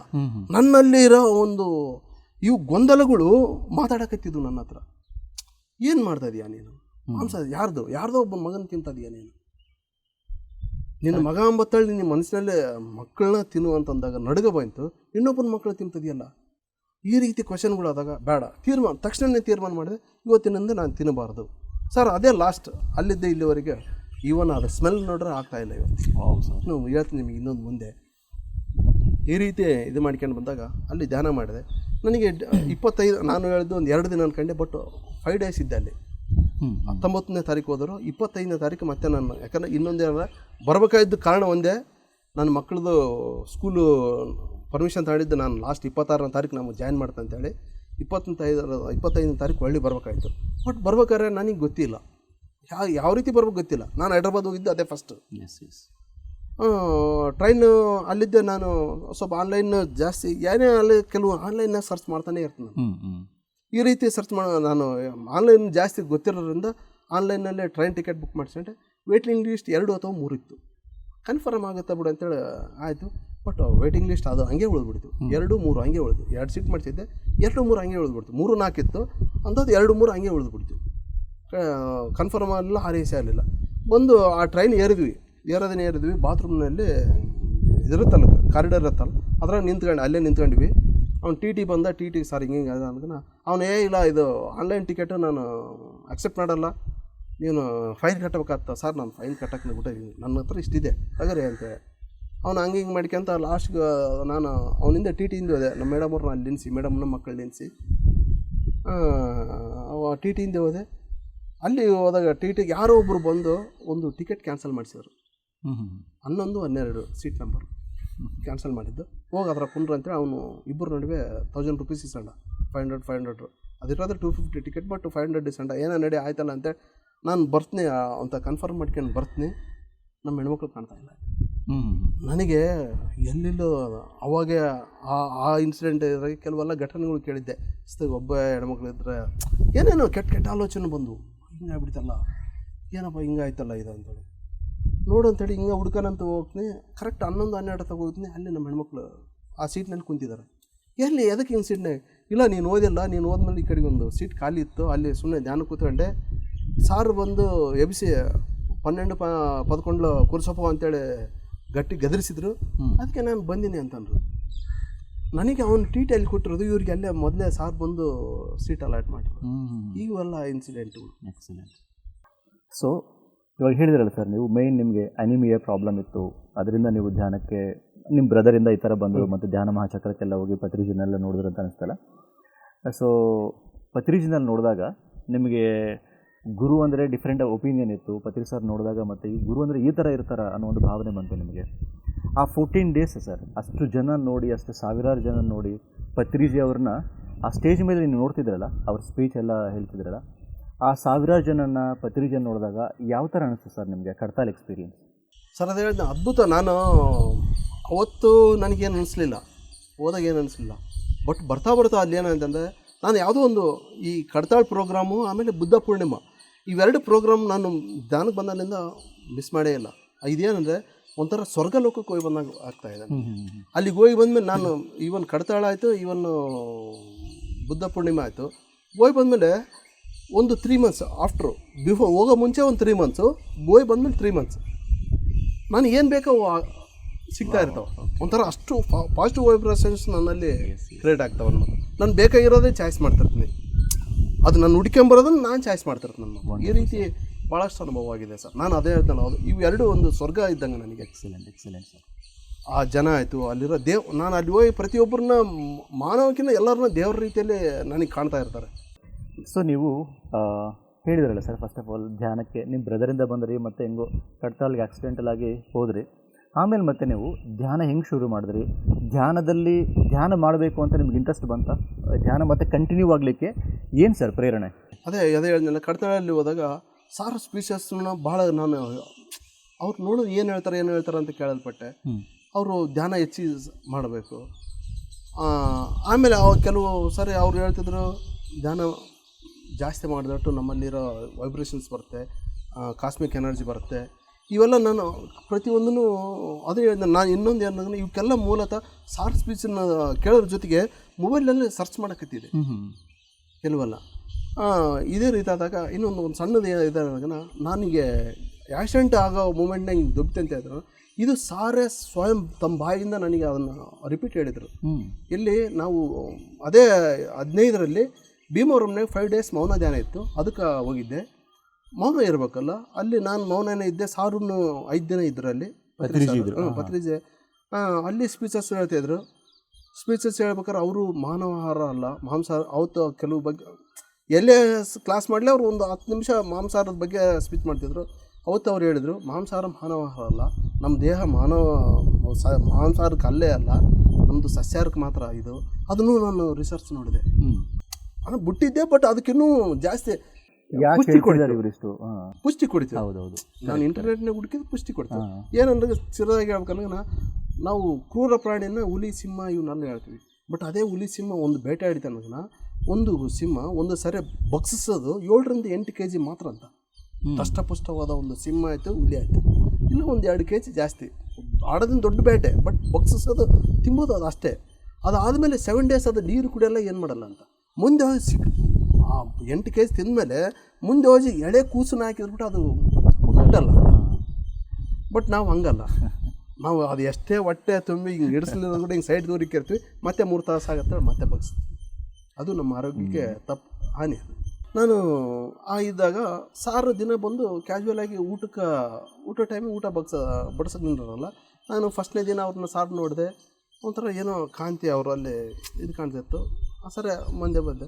ಸೆಕೆಂಡ್ 5 days ಅವ್ರ ಜೊತೆಗೆ ಇದ್ದವನಲ್ಲ, ಭಾಳ ಜನ ಕಡಿಮೆ ಅಲ್ಲಿ, ಬಟ್ ಆತ್ಮೀಯವಾಗಿ ಭಾಳ ಇದ್ವಿ.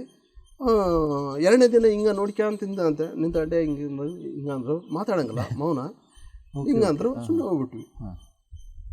ಆಯಿತು, 2 ದಿನ ಆಯಿತು. 3ನೇ ದಿನ ಬೆಳಿಗ್ಗೆನೂ ಅವ್ರು ನಾನು ಏನೋ ನೋಡ್ಬೇಕಂಬ ಹಂಬಲ ನೋಡ್ತಾ ಇದ್ದೀನಿ. ರೈಸ್ ಇಡ್ಸ್ ಅಂತಿದ್ದೆ, ನೋಡ್ತಾ ಇದ್ದೀನಿ. ಹಿಂಗಂದ್ರು ಮತ್ತೆ ಇದಕ್ಕೆ ಅದಕ್ಕೆ ನಾನು ಅವ್ರು ಹಿಂಗೆ ಅಂಬತ್ತೇಳಿ ಹೋಗ್ತಿದ್ದೆ ಅಂದಾಗ ಎಲ್ಲರೂ ನಮ್ಗೆ ಹೇಳಿರೋದೇನು, ಸಾರು ಭಾಳ ಸಿಟ್ನಾತ, ಏನಂದ್ರೆ ಬಡ್ದು ಬಿಡ್ತಾನ ಅದನ್ನ ಒಂದು 2 ನೋಡಿದ್ದೆ ನಾನು. ಓಕೆ, ಬಡಿಯಾರನ್ನು ನೋಡಿದ್ದೆ, ಹೊಸದನ್ನೇ ಹಾಕಿದ್ದಪ್ಪ ಬಡಿಸೋಬೇಕು ಫೀಲ್, ಈ ಒಂದು ಫೀಲಿಗೆ ಬಂದ್ಬಿಡ್ತಿದ್ದೆ. ನೆಕ್ಸ್ಟ್ ಅವತ್ತಿನ ದಿನ ಮಧ್ಯಾಹ್ನ ದಿನ ಮತ್ತೆ ಅನ್ನ ತಾಗಿದ್ರು. ನೆಕ್ಸ್ಟ್ ಹಿಂಗೆ ಬತ್ತನೆ ಮಜ್ಜಿಗೆ ಹಾಕಲಿ ಇದ್ರು. ಹೋದೆ, ಮಜ್ಜಿಗೆ ಹಾಕಿದ್ರು. ಏನಂತ ಅಂತಂದ್ರು. ಅದು ಎದಕ್ಕೆ ಅವ್ರು ನೋಡಿದೆ, ಏನ್ರ ಅಟ್ಲೇ ಚೂಸ್ತು ನಾವು ಆ ರೋಜು ಚೈನ್ ಅದೇ ಪೋರಾ ಅಂತಂದ್ರು.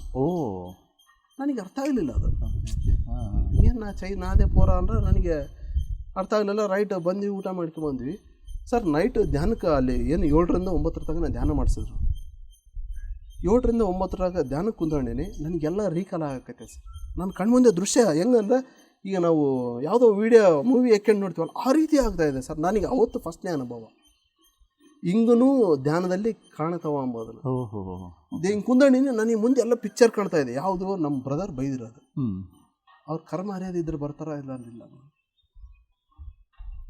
ರೈಟ್ ಅದಾಯಿತು. ಆಮೇಲೆ ಡ್ರೈವರ್, ನಾನು ಕರೆಕ್ಟ್ ಇದ್ದೀನಿ ಡ್ರೈವರ್. ಅವಾಗ ಏನು ಹಿಂಗೆ ಪ್ರೆಷರ್ ಹಾಕಿ ಹಿಂಗೆ ನನ್ನ ಸೈಡ್ ದಬ್ಬಿರಲ್ಲ, ಅದು ಸಾರ್ ಕೈ ಸರ್ ಅದು. Wow, excellent. ನನಗೆ ಅವತ್ತು ಅನಿಸಿದ್ದೆ ಅಂದಾಗ ನಾನು ಧ್ಯಾನಕ್ಕೆ ಬಂದಿದ್ದಿಲ್ಲ, ಬಟ್ ಗುರುಗಳು ಅವತ್ತೇ ನನ್ನ ಕಾಪಾಡ್ಯಾರಂದರೆ ಗುರುಗಳಿಗೆ ನಾನು ಅತಿ ಮುಖ್ಯವಾದವನು. ಯಾಕಂದರೆ ಕೆಲವು ಮಠ ಇವರೇನಿದ್ರಲ್ಲ, ಗುರುಗಳು ಎಲ್ಲಿ ಒಳ್ಳೆ ಗುರುಯಲ್ಲಿ ಹುಡ್ಕೊಂಡು ಹೋಗೋರು ಭಾಳಷ್ಟು ಜನ. ಹೌದು ಸರ್, ಹೌದು. ಬಟ್ ಒಬ್ಬ ಗುರಿಗುಟ ಒಬ್ಬ ವ್ಯಕ್ತಿ ಬೇಕಾಗಿರ್ತಾನೆ. ಅವರು ಧ್ಯಾನ ಮಾಡೋಕ್ಕಾರ ಹುಡುಕ್ತಾ ಇರ್ತಾರೆ, ಇವ್ರು ಬೇಕು. ಆ ಟೈಪ್ ಸಿಕ್ಕೊಂಡು ನಾನು ಸರ್ ಗುರುಗಳಿಗೆ. ಎಕ್ಸಲೆಂಟ್. ಯಾಕಂದ್ರೆ ಇದೆಲ್ಲ ಇಲ್ಲೆಲ್ಲ ಬೆಳೆಯೋಕೆ ಅವತ್ತು ನಾನು ಅವ್ರು ಸಾರಿ ಸಿಕ್ಕೋದಕ್ಕೆ ಇಲ್ಲಿ ಕುರುಗೋಡಲ್ಲಿ ಇಷ್ಟೆಲ್ಲ ಧ್ಯಾನ ಬೆಳವಣಿಗೆ ಕಾಣಾಯಿತು. So wonderful sir. ಸೊ ನಿಮ್ಮ ಅನಾರೋಗ್ಯ ಸಮಸ್ಯೆ ಅದ್ರ ಬಗ್ಗೆ ಹೇಳಿ ಸರ್. ಧ್ಯಾನ ಯಾವ ಥರ ಪ್ರಭಾವ ತೋರಿಸ್ತು? 15 ದಿನಕ್ಕೊಂದ್ಸಲ ನಾನು ಬ್ಲಡ್ ಹಾಕ್ಸ್ಕೊಂಬರೋದು. ನಿಮಗೆ ಬೇಕಾದ್ರೆ ಧ್ಯಾನ ಮಾಡಿದ ಮೇಲೆ ಮತ್ತೆ ಅವೆಲ್ಲ ಏನೂ ಇಲ್ಲ ಸರ್? ಮತ್ತೇನ ಸರ್ ಅದನ್ನು ಹೇಳ್ತಾ ಇದ್ದೀನಿ. ಇದರಲ್ಲೆಲ್ಲ ನನ್ನ ದಾಖಲಾತಿಗಳು ಇದ್ದಾವೆ. ನಿಮ್ಮ ರಿಪೋರ್ಟ್ಸ್, ಮೆಡಿಕಲ್ ರಿಪೋರ್ಟ್ ಸರ್ ಇವನ್ನ. ಇದರಲ್ಲಿ ನಾನು ಯಾವ ರೀತಿ ಇದ್ದೆ, ಯಾವ ರೀತಿ ಆಗಿದ್ದೀನಿ ಎಂಬುದಕ್ಕೆ ಈ ಒಂದು ಮೆಡಿಕಲ್ ರಿಪೋರ್ಟ್ಸ್ ಇವು ನಿಮಗೆ ನೋಡಿಸ್ತೀನಿ.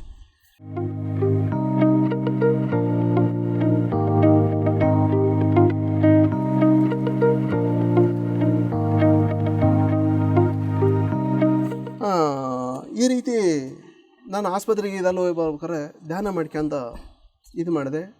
ಬಟ್ ಧ್ಯಾನಕ್ಕೆ ಬಂದಮೇಲೆ ಆದ್ರೂ ಆಸ್ಪತ್ರೆಗೆ ಹೋಗಿ ಬರ್ತಾಯಿದ್ದೆ. ಓಕೆ. ಹಿಂದೆಲೇ ಏನು ಯಾವುದೇ ರಿಸಲ್ಟ್ ಬೇಕಂದ್ರೆ ನಾವು ರೈತಾಪಿ ಜೀವನದಿಂದ ಹೇಳ್ಬೇಕಂದ್ರೆ ಒಂದು ಬೀಜ ಬಿತ್ತಿದ ಮೇಲೆ ಆ ಬೆಳೆ ಅಟ್ಲೀಸ್ಟ್ ನಮ್ಮ ಕೈ ಸಿಗ್ಬೇಕನ್ನೋದನ್ನ, ಒಂದು ಕನಿಷ್ಠ ಪಕ್ಷ ಒಂದು ಸಜ್ಜೆ ನಮ್ಮ ಕೈ ಸಿಗ್ಬೇಕನ್ನೋದನ್ನ ಒಂದು 90 ದಿನ ನಾವು ಬೆಳೆಸಲೇಬೇಕು. ಹೌದು. ನಾನು ಹಿಂಗೆ ಬಿತ್ತತ್ತೇಳೆ ಯಾವುದು, ಹಾಗಾಗಿ ನಾನು ಧ್ಯಾನ ಮಾಡೋತ್ತೇಳೆ ನಾನು ಆಸ್ಪತ್ರೆಗೆ ಹೋಗಲಿ ಅಂತೇಳ. ಓಕೆ. ಹೋಗ್ತಾ ಇದ್ದೆ ಬರ್ತಾ ಇದ್ದೆ. ಬಟ್ ಕಡಿಮೆ ಯಾಕೆ ಅಂತ ಬಂತು. ಅದಕ್ಕೆ ಇನ್ನೂ ಹೆಚ್ಚಿನ ಒಂದು ಇದೇನಂತಂದಾಗ, ಒಂದು ಸರಿ ನಮ್ಮ ಊರಿಗೆ ಕೋಟೇಶ್ವರ ಅವರು ಕ್ಲಾಸಿಗೆ ಬಂದಿದ್ರು. ಅವರು ಕ್ಲಾಸ್ ಮಾಡಿದೆಲ್ಲ ಆದಮೇಲೆ ಕ್ಯಾಶುವಲಾಗಿ ಮನೆಯಾಗಲೇ ಪ್ರಸಾದ ಊಟಕ್ಕೆ ಅಂತ ಕುಂತಾಗ ಆ ಸಾರ್ ಮುಂದೆ ನಾನು ಹಿಂಗೆ ಸರ್ ಹಿಂಗೆ ಆಗುತ್ತೆ ಅಂತೇಳಿ ಅವ್ರು ಹೇಳಿದರು, ಕೋಟೇಶ್ವರ ಸಾರ್ ಅವರು. ನಿನಗೆ ಯಾರು ಹೇಳಿದರು ಕಡಿಮೆ ಇದೆ ಅಂತೇಳಿ? ಸರ್ ರಿಪೋರ್ಟ್ಸ್ ಇದ್ದಾವಲ್ಲ ರಿಪೋರ್ಟ್ಸ್ ಇದ್ದಾವಲ್ಲ ಸರ್. ಆ ರಿಪೋರ್ಟ್ಸ್ ಯಾರಿಗೆ ಹೇಳಿದರು? ಅವೆಲ್ಲ ಇರ್ತಾವಲ್ಲ ಸರ್, ಬುಕ್ನಾಗ ಇರ್ತಾವೆ, ಇಷ್ಟು ಇರ್ಬೇಕು. ಅವ್ರಿಗೆ ಯಾರು ಹೇಳಿದರು?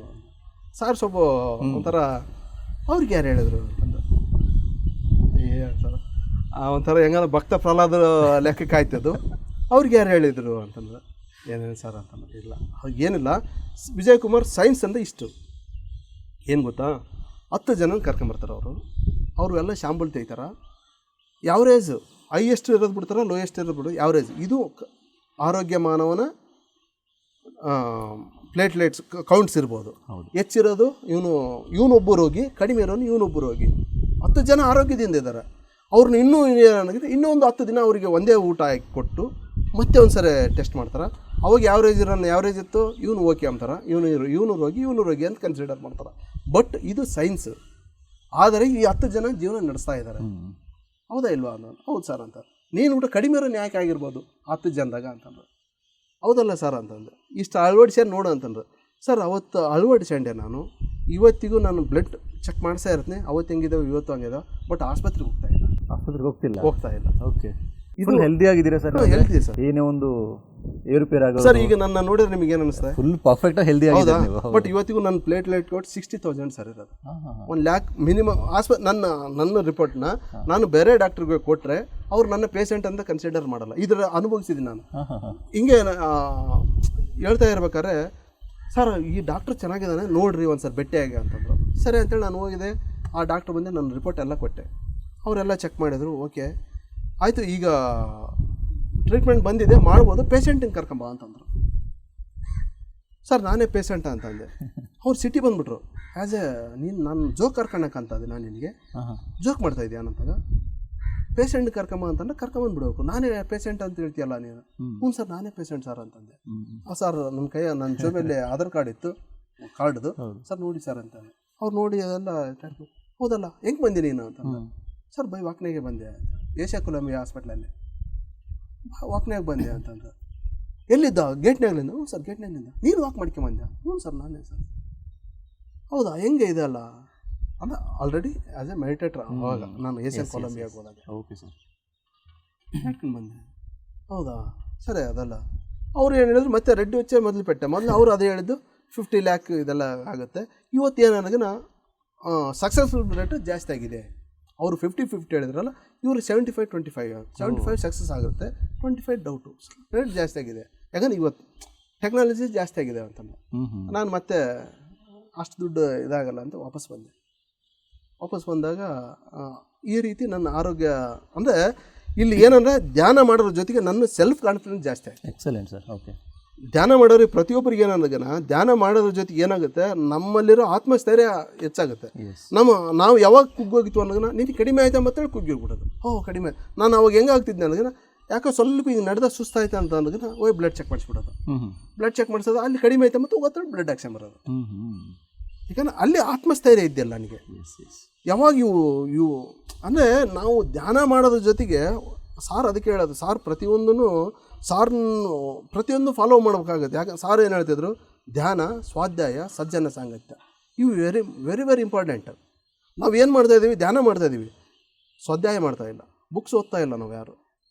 ಆಮೇಲೆ ಸಜ್ಜನ ಸಾಂಗತ್ಯನೂ ಇಲ್ಲ. ಸಜ್ಜನ ಸಾಂಗತ್ಯ ಏನು ಮಾಡ್ತಾಯಿದ್ದೀವಿ, ನಾವು ಹಿಂಗೆ ಕುಂದಬೋದು, ಸರ್ ಅವರು ಬೇರೆ ಹಿಂಗೆ ನೋಡಿ ಸರ್, ಇವ್ರು ಹಿಂಗೆ ನೋಡಿ ಸರ್, ಬೇರೆ ಮತ್ತೆ ನಾವು ಏನಾಗಿದ್ವಿ, ಅಪ್ಡೇಟ್ ಆಗಿದ್ವಿ ಅಷ್ಟೇ. ಇನ್ನೊಬ್ಬರ ಬಗ್ಗೆ ಮಾತಾಡೋಕ್ಕೆ ಅಪ್ಡೇಟ್ ಆಗಿದ್ವಿ. ಬಟ್ ಧ್ಯಾನದಿಂದ ನಮ್ಮ ಅನುಭವಗಳನ್ನ ಹಂಚ್ಕೊಂತ ಇಲ್ಲ. ಆಮೇಲೆ ಅದ್ರ ಜೊತೆಗೆ ಏನಾಯ್ತು ಅನ್ನೋದನ್ನ, ಅದ್ಯಾಕೆ ಹಿಂಗಿರು ಅಂತೇಳಿ ಯಾರು ಹೇಳ್ತಾ ಇಲ್ಲ. ಅದೇ ಈ ಕೋಟೇಶ್ವರ ಸಾರ್ ಹೇಳಿದ್ದು, ನನಗೇನು ಹೇಳಿದ್ದು ಸಿಂಪಲ್ ಆಗಿ, ಇದು ಕರೆಕ್ಟು, ನೀನು ಇರೋದು ಕರೆಕ್ಟು, ಬಟ್ ನೀನು 10ನೇ ಯಾಕೆ ಆಗಿರ್ಬಾರ್ದು, 1ನೇನೂರು ಹೋಗಿ 2ನೇನೂರು ಹೋಗಿ 4-5 ಮಾತ್ರ ಅವ್ರು ಕನ್ಸಿಡರ್ ಮಾಡ್ತಿದ್ರು ಅವರು. ನೀನು 10ನೇನಾಗಿ ನೀನು 10ನೇ ಊಟ ಆರಾಮದಿ ಅಂತ ನೀನು ಯಾಕೆ ಅನ್ಕೊಂತಿಲ್ಲ ಅಂತಂದ್ರು. ನಾನು ಹೌದಲ್ಲ ಅಂತ ಅವತ್ತು ನಾನು ಅದನ್ನು ಹೌದು ಅಂತ ಅನ್ಕೊಂಡದಕ್ಕೆ ಇವತ್ತು ನಾನು ನಿಮ್ಮ ಜೋಡಿ ನಾನು ಮಾತಾಡ್ತಾ ಇದ್ದೀನಿ. ವಂಡರ್ಫುಲ್ ಸರ್, ಗ್ರೇಟ್ ಜರ್ನಿ ನಿಮ್ಮದು. ಸೊ ಆಮೇಲೆ ಪತ್ರಿ ಸರ್ ಜೊತೆಗೆ ನಿಮ್ಮ ಒಡನಾಟ ಸರ್, ನೀವು ಯಾವಾಗ ಭೇಟಿ ಆದ್ರಿ? ಅಂದರೆ ನೀವು ಹೇಳಿದ್ರಿ ಫಸ್ಟ್ ಟೈಮ್ ಧ್ಯಾನಮಾಚಕ್ರದಲ್ಲಿ ನೋಡಿದ್ರಿ, ಆಮೇಲೆ ಮತ್ತೆ 5 ಡೇಸ್ ಮೌನದಲ್ಲಿದ್ದೆ ಸರ್, ನಿಮಗೂ ಮಾತುಕತೆ ಆಗಿಲ್ಲ. ಆಮೇಲೆ ಮತ್ತೆ ಪತ್ರಿ ಸರ್ ನೀವು ಯಾವಾಗ ಭೇಟಿ ಆದ್ರಿ? ಏನಾದರೂ ಮಾತಾಡಿದ್ರಾ, ಏನಾದರೂ ಕನ್ವರ್ಸೇಷನ್? ಸರ್ ಅದೇ ಸಾರ್ ಜೊತೆಗೆ ನಾನು ಬೌದ್ಧಿಕವಾಗಿ ಮಾತಾಡೀನಿ, ಆಧ್ಯಾತ್ಮಿಕವಾಗಿ ಮಾತಾಡಿ. ಆಧ್ಯಾತ್ಮಿಕವಾಗಿ ಫಸ್ಟ್ ಹೇಳೋದಾಯ್ತು ಅನ್ನೋದನ್ನು ನಾನು ಬಂದು ಅದೇ ಹೇಳಿದ್ನಲ್ಲ, 14ರಲ್ಲಿ ಧ್ಯಾನ ಸ್ಟಾರ್ಟ್ ಮಾಡಿದೆ. ಬಂದಮೇಲೆ ಅದನ್ನು ಅಳವಡಿಸಂಡೆ, ಧ್ಯಾನ ಅಳವಡಿಸಂಡೆ. ಧ್ಯಾನ ನಾನು ದಿನ ಬೆಳಿಗ್ಗೆ 2 ಅವರ್ಸ್, ಸಾಯಂಕಾಲ 2 ಅವರ್ಸ್ ಮಾಡ್ತಾಯಿದ್ದೆ. ನಾನು ಮಾಡ್ತಾ ಇರ್ಬೇಕಾದ್ರೆ ಮನೆಗೆ ಅಲ್ಲಿ ಪಿರಮಿಡ್ ಕ್ಯಾಂಪ್ಸ್, ಅಲ್ಲಿ ಕೆಲವು ಕ್ಯಾಂಪ್ಸ್ ಹಾಕಿರ್ತಾರೆ, ಪಿರಮಿಡ್ ಮೇಕಿಂಗ್ ಯಾವ ರೀತಿ ಮಾಡೋದು. ನಾನು ಅಲ್ಲಿ ಕಲ್ತು ಬಂದಿದ್ದೆ ಪಿರಮಿಡ್ ಮಾಡೋದನ್ನು. ಇಲ್ಲಿ ಬಂದು ಒಂದು 3x3 ಪಿರಮಿಡ್ ಮಾಡಿಸಿದೆ. ಮಾಡಿಸಿ ನಾನೇ ಬಡಿಗೆರ ಇಲ್ಲಿ ಬಡಿಗೆರ ತಗೋಗಿ ನಾನು ಹೇಳ್ದಂಗೆಲ್ಲ ಅವನು ಅದೇ ಮೆಜರ್ಮೆಂಟ್ನ ಕಟ್ ಮಾಡಿಕೊಂಡು 3x3 ಪಿರಮಿಡ್ ಆಯಿತು. ಆ ಪಿರಮಿಡ್ ಕೆಳಗೆ ಕುಂತ್ಕೊಂಡು ಧ್ಯಾನ ಮಾಡ್ತಾಯಿದ್ದೆ. ಒಂದಿನ ಧ್ಯಾನ ಮಾಡ್ತಿರ್ಬೇಕಾದ್ರೆ ನನ್ನ ಮುಂದೆ ಸಾರು ಸುಮ್ಮನೆ ಮುಂದೆ ಧ್ಯಾನಕ್ಕೆ ಕುಂತ್ಕೊಂಡಿದ್ದಾರೆ. ಕುಂತ್ಕೊಂಡಿದ್ದೆ ಅವ್ರನ್ನ ಕೇಳಿದೆ ನಾನು, ಏನು ಸರ್ ನನ್ನ ಜೊತೆ ಧ್ಯಾನ ಕುಂತು? ಅವಾಗ ಸಾರ್ ಹೇಳಿದ್ರು, ಏರ మీరు ఒకటే ధ్యానం చేస్తే చాలా, మీరు ఊరోళ్ళు ఎవరు చేయవద్దా ಅಂತಂದ. ಹೌದಲ್ಲ ಅಂತ. ಅವಾಗ ನಾನು ಮತ್ತೆ ನಮ್ಮ ಊರಲ್ಲಿ ಧ್ಯಾನ ಪ್ರಚಾರ ಸ್ಟಾರ್ಟ್ ಮಾಡಿದೆ ಸರ್. ಈ ಥರ ಧ್ಯಾನ ಪ್ರಚಾರ ಧ್ಯಾನ ಅದೇ ನಾನು ಇವತ್ತೇನು ನಾನು ಪ್ರತಿಯೊಂದೂ ಇವತ್ತು ಸಾರ್ ಮೆಸೇಜ್ ಕೊಡ್ತಾ ಇದ್ದಾರೆ, ಅದನ್ನು ನಾನು ಫಾಲೋ ಅಪ್ ಮಾಡ್ತಾ ಇದ್ದೀನಿ ಸರ್. ಸಾರ್ ಅವತ್ತು ಅದೇ ಹೇಳಿದ್ರು, ನೀನು ಯಾಕೆ ನೀನು ಒಬ್ಬನೇ ಧ್ಯಾನ ಮಾಡಿರ ಆಯ್ತಾ, ನಿನ್ನ ಊರಲ್ಲಿ ಯಾರು ಬೇಡ ಅಂತಂದಾಗ ಅವು ನಾನು ಪಾಂಪ್ಲೆಂಟ್ ಫ್ರಂಟ್ ಹಾಕ್ಸ್ಕೊಂಡು ಊರಲ್ಲೆಲ್ಲ ಧ್ಯಾನ ಇದು ಮಾಡಿದ್ದೆ ಸರ್. ಹಂಚಿ ಬಂದೆ. ಆಮೇಲೆ ಯಾರು ಭೇಟಿ ಆಗಲಿಲ್ಲ. ಸರಿ ಇನ್ನೇನು ಮಾಡೋಣ ಅಂತೇಳಿ ಒಂದು 48 ದಿನ ನಾನು ನಮ್ಮೂರಲ್ಲಿ ನನ್ನ ಅವಾಗಿನ್ನ ಕಳಗಳ ಮನೆ ಅಲ್ಲಿ ಧ್ಯಾನ ಸ್ಟಾರ್ಟ್ ಮಾಡಿದೆ. ಊರಿರೋದು ಎಕ್ಸ್ಟೆನ್ಷನ್ ಸರ್. ಇನ್ನು ನಾವು ಊರು ಬೆಟ್ಟ ಹೋಗೋಕೆ ಇನ್ನೊಂದು 50 ಮೀಟ್ರ್ ಹೋಗ್ಬೇಕು, ಒಂದು ಅರ್ಧ ಕಿಲೋಮೀಟ್ರ್ ಸೆನೆಗೆ ಹೋಗ್ಬೇಕು. Okay sir. ನಾವು ಊರಿಗೆ ಹೋಗ್ಬೇಕಂದ್ರೆ ನಮ್ಮ ಇದರಿಂದ ನಾನು ಇಲ್ಲಿ ಸಾಯಂಕಾಲ ಇಟ್ಕೊಂಡಿದ್ದೀನಿ, ಯಾರು ಬರ್ತಾರೆ ಇಲ್ಲ ಎಂಬ ಡೌಟು, ಕ್ವಶನ್. ನಾನು ನಮ್ಮ ಹೆಣ್ಮಕ್ಳ ಹತ್ರ ಹೇಳಿದೆ, ಯಾರು ಬರಲಿ ಬಿಡಲಿ, ನೀನು ಇಬ್ಬರೇ ಕುಂತು 48 ದಿನ ಮಾಡೋಣ ಇಲ್ಲಿ ನನ್ನ ಮನೆಯಲ್ಲಿ ನೋಡೋಣ ಅಂತೇಳಿ ಅಂದ್ಕೊಂಡೆ. ಸರ್ ಫಸ್ಟ್ ಡೇ 5 ಮೆಂಬರ್ಸ್ ಬಂದರು ಸರ್. ಬರ್ತಾ ನನ್ನ ಮನೆ ತುಂಬಿತ್ತು. ಒಂದು 50-60 ಜನ ಧ್ಯಾನಕ್ಕೆ ಬರಕತ್ತಿತ್ತು. ಈ 40 ಡೇಸಲ್ಲಿ ಮನೆ ತುಂಬಿತ್ತು. ಆ 48 ದಿನದಲ್ಲಿ ಇನ್ನೂ ಏನನ್ನೋದು ಸರ್ ಅಂದರೆ ಪ್ರತಿ ಸಂಡೇ ಆಮೇಲೆ ಹುಣ್ಣಿಮೆ ದಿನ ನಾನು ಬಳ್ಳಾರಿಗೆ ಹೋಗ್ತಿದ್ದೆ. ಅಂದರೆ ಬಳ್ಳಾರಿ ಅಲ್ಲಿದ್ದ ಬಂದ ಮೇಲೆ ಪ್ರತಿ ಸಂಡೇನೂ ನಾನು ಬಳ್ಳಾರಿಗೆ ಹೋಗಿ ಬರ್ತಿದ್ದೆ ಕ್ಲಾಸ್ ಕೇಳೋಕ್ಕೆ. ಆಮೇಲೆ ಪ್ರತಿ ಹುಣ್ಣಿಮೆನೂ ಧ್ಯಾನಕ್ಕೆ ಪಿರಮಿಡ್ಗೆ ಹೋಗಿ ಬರ್ತಿದ್ದೆ. ಈ 48 ದಿನ ಧ್ಯಾನ ಮಾಡ್ಬೇಕಾದ್ರೆ ಒಂದಿನ ಮಾಮೂಲಿ ಕ್ಯಾಜುವಲ್ ಮತ್ತೆ ನೈಟ್ ಧ್ಯಾನಕ್ಕೆ ಕೂತ್ಕೊಂಡೀನಿ. ಮತ್ತು ಸಾರ್ ಹುಣ್ಣಿಮೆ ದಿನ ಹೋಗಿ ಹುಣ್ಣಿಮೆ ಹೋಗಿ ಬಂದಿದ್ದೀನಿ. ಅವತ್ತು ಹುಣ್ಣಿಮೆ ತಿರುಗಿ ಮರುದಿನ ಕ್ಲಾಸ್ ಮುಗಿಸ್ಕೊಂಡು ನೈಟ್ ಮನೇಲಿ ಧ್ಯಾನಕ್ಕೆ ಕೂತ್ಕೊಂಡೀನಿ. ಸಾರ್ ಅವಾಗ ಮತ್ತೆ ಮುಂದೆ ಬಂದರು ಧ್ಯಾನದಲ್ಲಿ. ಏರ మీరు ఒకటే బళ్ళారికి పిరమిడ్కి పోయిస్తే చాలా, మీరు ಊರೊಳಗೆ ಹೋಗೋದು ವದ್ದ ಅಂತಂದರು. ಅವಾಗ ಏನು ಮಾಡ್ಬೇಕು ನಾನು? ಊರನ್ನೆಲ್ಲ ಅಲ್ಲಿ ಕರ್ಕೊಂಡು ಹೋಗೋಕ್ಕಾಗಲ್ಲ, ಹೌದು. ಏನು ಮಾಡಬೇಕು? ಸರಿ ಹಿಂಗೆ ಅನ್ಕೊಂಡು ಕೂತ್ಕೊಂಡೆ ಏನು ಮಾಡ್ಬೇಕು ಏನೋ ಮಾಡು ಅಂತ. ಅವತ್ತು ಏನೂ ಇಲ್ಲ, ನೆಕ್ಸ್ಟ್ ಡೇ ಇಲ್ಲ. ಇನ್ನೊಂದಿನ ಈ ಧ್ಯಾನ ಮುಗಿಯೋದ್ರೊಳಗೆ 40 ಗಂಟೆ ಒಂದಿನ ಮತ್ತೆ ಸಾರ್ ಬಂದು మీది జాగం దండిగా ఉంది కదా, ఒక పిరమిడ్ కట్టేయి, వస్తారు కదా దాంట్లో పిరమిడ్ ధ్యానం చేసుకోదు కదా ಅಂತಂದ್ರು. ಸರಿ, ಅವಾಗ ನನಗೆ ಅನಿಸಿದ್ದು ನಾನು ಏನಾದರೂ ಒಂದು ಪಬ್ಲಿಕ್ ಪಿರಮಿಡ್ ಮಾಡೋಣ. ಅವಾಗ ಪಬ್ಲಿಕ್ ಪಿರಮಿಡ್ ಮಾಡೋಣ ಅಂತೇಳಿ ಅಲ್ಲಿ ನಾನು ನಿಮ್ಮ ಹಿಂದ್ಗಡೆ ಇರೋದು ಸರ್ ಇದು? ಹಿಂದ್ಗಡೆ ಇರೋದು ಸರ್, ಸರ್ವಜ್ಞ ಪಿರಮಿಡ್ ಅಂತೇಳಿ ಇದು. ಸರ್ ಇದಕ್ಕೆ ನಾನು ನಮ್ಮ ಅಮ್ಮವ್ರ ಹತ್ರ ನಮ್ಮ ಚಿಕ್ಕಪ್ಪವ್ರ ಹತ್ರ ಮಾತಾಡಿ ಒಂದು 3 ಸೆಂಟ್ಸ್ ಭೂಮಿನ ಕೊಡೋಣ ಅಂತೇಳಿ ತೀರ್ಮಾನ ಮಾಡಿದ್ವಿ ಸರ್. ಪಬ್ಲಿಕ್ಕಿಗೆ ಒಂದು 3 ಸೆಂಟ್ಸ್ ಭೂಮಿ, ಇದನ್ನು ನಮ್ಮದೆಲ್ಲ RS ಲ್ಯಾಂಡ್ ಇರೋದ್ರಿಂದ ಸೆಂಟ್ಸಲ್ಲಿ ಒಂದು ಪ್ಲಾಟ್ ನೆಟ್ಟು ಒಂದು ಭೂಮಿ ಪಿರಮಿಡಿಗೆ ಕೊಡೋಣ ಅಂತೇಳಿ ಡಿಸೈಡ್ ಮಾಡಿ ನಾನು ಇದು ಮಾಡಿದೆ ಸರ್. 48 ದಿನ ಮುಗಿದ ತಕ್ಷಣವೇ ಅವತ್ತು ಅಲ್ಲಿ ಸುಮ್ಮನೆ ಹೋಗಿ ಅಂತೇಳಿ ಪೂಜೆ ಮಾಡ್ಕೊಂಡು ಬಂದ್ವಿ ಸರ್. ಆಯಿತು ನಂದು ಕಾರ್ಯಕ್ರಮ ಮತ್ತು ಹಂಗೆ ನಡೀತಾ ಇತ್ತು. ಅಲ್ಲೇ ನೆಕ್ಸ್ಟು ಕುರುಡಲ್ಲಿ 1-2 ಗುಡಿಯಲ್ಲಿ ಧ್ಯಾನ ಮಾಡಿಸಿದೆ. ಒಂದು ಮಠದಲ್ಲಿ ಒಂದು ವರ್ಷ ಕುರುಡಲ್ಲಿ ಒಂದು ಮಠ ಇದೆ, ಇಲ್ಲಿ ಕೊಟಸ ಮಠ ಒಂದು ಒಳಗಿನ ಮಠ ಅಂತ ಇದೆ, ಅಲ್ಲಿ ಒಂದು ವರ್ಷ ಧ್ಯಾನ ಮಾಡಿಸಿದ್ದೀನಿ ಸರ್. ದಿನ ಸಾಯಂಕಾಲ ಹೋಗೋದು, 5 ಗಂಟೆಗೆ ಹೋಗೋದು, ದಿನ ಧ್ಯಾನ ಮಾಡಿಸೋದು ಬರೋದು. ಈ ರೀತಿ ಸಾರು ನನಗೆ ಬೌದ್ಧಿಕವಾಗಿ ಇದು ಧ್ಯಾನದಲ್ಲೇ ಆಗ್ತಿರೋ ಅನುಭವಗಳು ಸರ್. ಸಾರ್ ಇನ್ನು ಮುಖಾಮುಖಿ ಭೇಟಿ ಆದಾಗ ನಾನು ಗುರುತಿಸಕತ್ತಿದ್ರು. ಒಂದ್ಸರಿ ಜೀತವನಮ್ಮನಿಗೆ ಹೋಗಿದ್ವಿ, ಅವತ್ತು ಅಷ್ಟೇ ಗುರುತಿಸಲ್ಪಟ್ಟಿದ್ದೆ ಸರ್. ಸುಮ್ಮನೆ ಕ್ಯಾಜುವಲ್ ಭಾಳಷ್ಟು ಜನ ಅಲ್ಲಿ ಕ್ಲಾಸ್ ಸಾರು ಒಬ್ಬೊಬ್ಬರು ಅವರೇ ಕರೆದು ಅನುಭವಗಳು ನಡೆಸಿದ್ರು. ಒಂದಿನ ಸುಮ್ಮನೆ ಅಷ್ಟೇ ನನ್ನ ಟಿಫನ್ನಲ್ಲಿ ನೋಡಿದರು, ನಾನು ಎಲ್ಲಿ ಕುಂತಿದ್ದೆ ಸಾರ್ ನನಗೆ ಕಾಣ್ತಾ ಇದ್ದಾರೆ, ಸ್ಟೇಜ್ ಮೇಲೆ ಇರ್ತಾರಲ್ಲ ಕಾಣ್ತಾ ಇದ್ದಾರೆ, ನಾನು ಸಾರಿಗೆ ಕಾಣ್ತಾ ಇಲ್ಲ. ಬಟ್ ಸಾರ್ ಮೈಕ್ನಾಗ ಇಟ್ಟು ಕರೆದ್ರು. ಕುರ್ಗೋಡ್ ಮಾಸ್ಟರ್, ನನ್ನ ಹೆಸರು ಇನ್ನೂ ಕನ್ಸಿಡರ್ ಇದ್ದಿಲ್ಲ, ಬಟ್ ಕುರ್ಗೋಡ್ ಅಂಬೋದು ಗೊತ್ತಿತ್ತು. ಕುರ್ಗೋಡ್ ಮಾಸ್ಟರ್ ರಾವಲೈಟಿಗೆ ಅಂತ. ನನಗೆ ಒಂಥರ ಎಲ್ಲಿಲ್ಲ ಖುಷಿ, ಹಂಗೆ ಆಶ್ಚರ್ಯ. ನಾನು ಕಂಡಿರೋದು ಅಲ್ಲಿ, ಬಟ್ ಕರೆದ್ರಲ್ಲ ಗುರುತಿಸರ ರೈಟ್, ಅಲ್ಲಿ ಕರೆದು ಅಲ್ಲಿ ನನ್ನ ಅನುಭವಗಳು ಹಂಚ್ಕೊಂಡೆ. ಅದೇ ಸರ್ ಹಿಂಗೆಲ್ಲ ಮಾಡ್ತಾ ಇದ್ದೇನೆ, ಸ್ಕೂಲ್ಗಳಿಗೆಲ್ಲ ಹೋಗಿ ಹೇಳ್ತಾ ಇದ್ದೀನಿ ಅದು ಇದು ಅಂತೇಳಿ. ಸಾರ್ ಜೊತೆಗೆ ಈ ರೀತಿ ನಡ್ಕೊಂಡು ಬಂದಿದ್ದೆ ಸರ್. ಆ್ಯಕ್ಚುಲಿ ನೀವು ಅಂದರೆ ನಿಮ್ಮ ಊರಲ್ಲೇ ಸ್ವಲ್ಪ ನಿಮ್ಮ ಒಂದು ಫ್ಯಾಮಿಲಿ ಅಂದರೆ ಒಂದು ಎಷ್ಟೋ ರೆಸ್ಪೆಕ್ಟು. ಇವಾಗ ವಿಜಯ್ ಸರ್ ಅಂದ್ರೇ ಎಷ್ಟೋ ಒಂದು ಅವರು ಒಂದು ಒಳ್ಳೆ ರೆಸ್ಪೆಕ್ಟ್ ಇದೆ. ಸೊ ನೀವು ಧ್ಯಾನ ಪ್ರಚಾರ ಹೇಳಿದ್ರಿ, ಈ ಥರ ಪತ್ರಿ ಸರ್ ಹೇಳಿದ ತಕ್ಷಣ ನಾವೆಲ್ಲ ಪ್ಯಾಂಪ್ಲೆಟ್ಸ್ ಪ್ರಿಂಟ್ ಮಾಡಿಸಿ ಪ್ರತಿಯೊಂದು ಮನೆಗೆಲ್ಲ ನಾವು ಹಂಗೆ ಧ್ಯಾನ ಪ್ರಚಾರ ಮಾಡ್ತಿದ್ವಿ ಅಂತ. ಆ ಒಂದು ಧ್ಯಾನ ಪ್ರಚಾರ ಮಾಡಬೇಕಾದ್ರೆ ನಿಮ್ಗೆ ಸ್ವಲ್ಪ ಇದು ಅನಿಸಲ್ಲ, ಏನಪ್ಪ ನಾನು ಇಷ್ಟು ಚೆನ್ನಾಗಿದ್ದೀನಿ, ಧ್ಯಾನ ಹೇಳಿದ್ರೆ ಯಾರಾದರೂ ಕೇಳ್ತಾರಾ ಇಲ್ಲ, ಹೆಂಗೆ ಹೇಳಲಿ ನಾನು, ಈ ಥರ ಫೀಲಿಂಗ್ಸ್ ಏನು ಬಂದಿಲ್ಲ ನಿಮ್ಗೆ ಆ ಟೈಮಲ್ಲಿ? ಇಲ್ಲ, ನನಗೆ ಫೀಲ್ ಬರಲಿಲ್ಲ ಸರ್. ನಾನು ಅಂಜೋಕಾರ ಫೀಲ್ ಬರಲಿಲ್ಲ, ಬಟ್ ರೆಸ್ಪಾನ್ಸಿಬಿಲಿಟಿ ಅಲ್ಲಿ ಆ ಕಡೆಯಿಂದ ಒಬ್ಬರಿಗೆ ಹಿಂಗೆ ಕೊಡೋಕೆ ಹೋದಾಗ ನೀನು ಧ್ಯಾನ ಮಾಡ್ತೀಯ. ಯಾಕಂದರೆ ನಾನು ಇದ್ರ ಮುಂಚೆ ವೈನ್ ಶಾಪ್ನಲ್ಲಿ ಕ್ಯಾಶಿಯರ್ ಆಗಿ ಕೆಲಸ ಮಾಡ್ತಿರೋನು, ಅಲ್ಲಿ ಅವ್ರನ್ನ ಬಡದಿರೋನು. ಈ ಆ ಪಾಂಪ್ಲೆಂಟ್ ಕೊಡುತ್ತೇಳಿ ಅವ್ರು ಅಲ್ಲಿ ಅದರ ಪಾಂಪ್ಲೆಂಟ್ ಹಾಕ್ಸಿದ್ದೆ, ಮಾಂಸಾಹಾರ ಇದು ಸಸ್ಯಾಹಾರ ಇದು ಅಲ್ಲ, ಆ ಸ್ಲೋಗನ್ ಹಾಕ್ಸಿದ್ದೆ, ಮಾಂಸಾಹಾರ ಅಲ್ಲ, ಹಂಸ ಸೋಡೋ ಹಿಂಸಾ ಪಕಡೋ ಇವೆಲ್ಲ ಹಾಕ್ಸಿದ್ನಲ್ಲ. ನೀನು ನಾನ್ ವೆಜ್ ಬಿಟ್ಟಿಯಾ, ಈ ರೀತಿ ಎಲ್ಲ ಕ್ವೆಶನ್ ಹಾಕಿರು. ಬಿಟ್ಟಿದ್ದೀನಿ. ಅವ್ರಿಗೆ ಹೇಳಿದೆ, ನೀನು ಧ್ಯಾನ ಮಾಡಿಸ್ತೀಯ, ಯಾಕಂದ್ರೆ ವೈನ್ ಶಾಪ್ನಾಗಿರೋ ಅಂದ್ರೆ ಸರ್ ಇಲ್ಲಿ ವ್ಯಕ್ತಿ ಮುಖ್ಯ ಆಗಿರಲ್ಲ, ವ್ಯಕ್ತಿಯ ಮನಸ್ಸತ್ವ ಮುಖ್ಯ. ಅದು ನಾವು ಅನ್ಕೊಂತೀವಿ ಯಾವುದೋ ವ್ಯಕ್ತಿ ನೋಡಿದ್ವಿ ಇವನು ಹಿಂಗ ಅಂತ. ಅದೇ ಹೇಳಲ್ಲ, ಗುರುಗಳು ನಾವು ಅನ್ಕೊಂಡಿದ್ದು ನಾವು ಇವ್ರ ಗುರುಗಳು ಅನ್ಕೊಂಡಿದ್ವಿ, ಬಟ್ ನಮ್ಮ ಗುರುಗಳು ನೋಡ್ರೆ ಸಾಮಾನ್ಯ ವ್ಯಕ್ತಿ. ಇವ್ರು ಎಲ್ಲರಿಗಿನ್ನ ಹೆಚ್ಚಿನ ಬೋಧನೆ ಮಾಡೋರು, ಹೆಚ್ಚಿನವಾಗಿ ಹತ್ತಿರವಾದರು. ನಾವು ಅದೇ ಹೇಳಿದ್ನಲ್ಲ, ಒಬ್ಬ ಗುರುಗಳನ್ನ ಕಾಲು ಮುಗಿದಿರೋ ಗುರುಗಳು ನೋಡಿದ್ದೆ, ಕಾಲು ಮುಗಿದ್ರೆ ಬಡಿಯೋ ಗುರುಗಳು ಇಲ್ಲ, ಒಳ್ಳೆ ನಮಸ್ಕಾರ ಮಾಡೋ ಗುರುಗಳು ನಾನು ನೋಡಿದ್ದಿಲ್ಲ. ಇವ್ರುಗಳು ನೋಡಿದ್ಮೇಲೆ ಅದಕ್ಕೆಲ್ಲ ಅಪೋಸಿಟ್ ಆಯಿತು. ಬಟ್ ಇನ್ನೊಬ್ಬರನ್ನ ನಾವು ಟೀಕೆ ಮಾಡೋದು ಸರಿಯಲ್ಲ, ಆದರೂ ಹೇಳ್ಕೋಬೇಕಲ್ಲ ನಮ್ಮ ಗುರುಗಳಿಗೆ ಯಾವ ರೀತಿ ಹೆಮ್ಮೆ ಅಂತೇಳಿ. Exactly sir. ಸರ್ ಇವಾಗ ಇಷ್ಟು ಇವೆರಡು ಪಿರಮಿಡ್ಸ್ ಹೆಂಗೆ ಬಂದು ಸರ್? ಒಂದು ಅಲ್ಲಿದೆ, ಇನ್ನೊಂದು ಮತ್ತೆ ಶಂಕರ ಧ್ಯಾನಾಲಯ. ಎರಡು ಪಿರಮಿಡ್ ಬರ್ಲಿಕ್ಕೆ ಕಾರಣ ಏನು ಸರ್?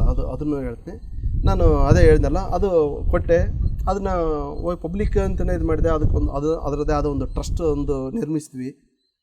ಅದು ಪಿರಮಿಡ್ ಅದನ್ನು ಏನಂದಾಗ ಆ್ಯಕ್ಚುಲಿ ನಾನು ಅದನ್ನು ಸ್ವಯಂ ಪ್ರೇರಿತ ನಾನೇ ಸಂಪೂರ್ಣ ಮಾಡೋ ನಂಬ ಒಂದು ಥಾಟ್ ಕೂಡ ಬಂದಿತ್ತು ಸಾರ್. ಅದಕ್ಕೆ ಒಂದು ಸರಿ ನನಗೆ ಆಧ್ಯಾತ್ಮಿಕ ಧ್ಯಾನದಲ್ಲಿ ಹೇಳಿದರು, ಪಿಚ್ಚೋಡ ಭಿಕ್ಷೆ ಮೆಟ್ಟಿ ಧ್ಯಾನ ಪಿರಮಿಡ್ ಕಟ್ಟೆಯರ ಎಂದುಗಂಟೆ ನಿನ್ನ ಅದು ತೆಲುಗಿನಾಗ ಅವ್ರು ಸಾರು ಹೇಳಿರೋದು ಭಾಳ ಬರ್ತಾ, ಬಟ್ ತೆಲುಗು ನನಗೆ ಬರ್ತಾ ಇಲ್ಲ.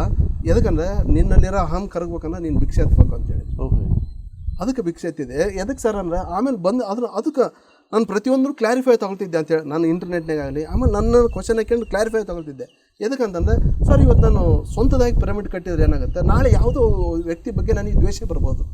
ಯಾಕಂದ್ರೆ ನಾನು ಮಾನವ, ಹೌದು, ದೈವ ಸ್ವರೂಪ ಅಂತೇಳಿ ಹೇಳ್ಕೊಂಡ್ರು, ಬಟ್ ಮಾನವ ಸ್ಥಿತಿ ಬಂದೇ ಬರ್ತೀವಿ ಒಂದಲ್ಲ ಒಂದು ಟೈಮ್. ಅದು ಬಂದಾಗ ನೀನು ಬರಬೇಡ, ನನ್ನ ಪಿರಮಿಡ್ ನೀನು ಬರಬೇಡ ಅಂತಂದಾಗ ಅವರು ನಾನು ಸ್ವಯಂ ಹಾಕಿರೋದ್ರಿಂದ ಅವರು ಅಲ್ಲಿಗೆ ಬರೋ ಇದು ಆದಿ ತಪ್ಪುತ್ತೆ. ಕರೆಕ್ಟು. ಅದೇ ನಾನು ಭಿಕ್ಷೆ ಎತ್ತಿದಾಗ ಅವ್ನು ಕೊಡದೇ ಇರಲಿ, ನಂದು ಊಟ ಇದರಲ್ಲಿ ಶೇರ್ ಐತೆ ಅಂತಂದಾಗ ನಾನು ಅಲ್ಲಿ ತಲೆ ತಗ್ಸ್ಬೇಕಾಗುತ್ತೆ. ಅದು ನನ್ನಲ್ಲಿರೋ ಅಹಂ ಕಡಿಮೆ ಆಗುತ್ತೆ. ಅದಕ್ಕಾಗಿ ಅದನ್ನು ಒಂದು ಟ್ರಸ್ಟ್ ಇದು ಮಾಡಿ ಹಿಂಗೆ ಭಿಕ್ಷಾಟನೆ ಕೆಲವು ಜನ ತಗಲು ಹೋಗಿ ತಂದು ಆ ಪಿರಮಿಡ್ ಮಾಡಿರೋದು. ಹಿಂಗೆ ಈ ಘಟನೆ ನಡ್ಕೊಂಡು ಬಂದಿರ್ಬೇಕಾದ್ರೆ ಸಾರು ಅದಕ್ಕೆ ಸಾರು ಪ್ರತಿಯೊಂದೂ ಬಿಡಿಸಿ ಹೇಳಿದ್ದಾರೆ ಸರ್.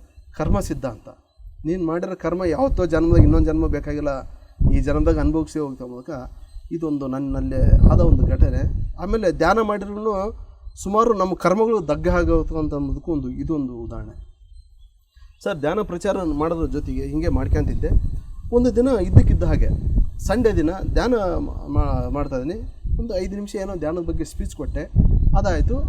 ಏನಂದ್ರೆ ನಾನು ಇಲ್ಲಿ ವಾಡಿಕೆ ಬಂದಿದ್ದೆ ಅಂದರೆ ಧ್ಯಾನ ಮಾಡೋದು, ಒಂದು 5-10 ನಿಮಿಷ ಸ್ಪೀಚ್ ಕೊಡೋದು, ಒಂದು 5 ನಿಮಿಷ ಧ್ಯಾನ ಮಾಡಿ ಅವತ್ತಿನ ಧ್ಯಾನ ಮುಗಿಸಿ ಮನೆಗೆ ಕಳಿಸ್ತಾ ಇದ್ದೆ.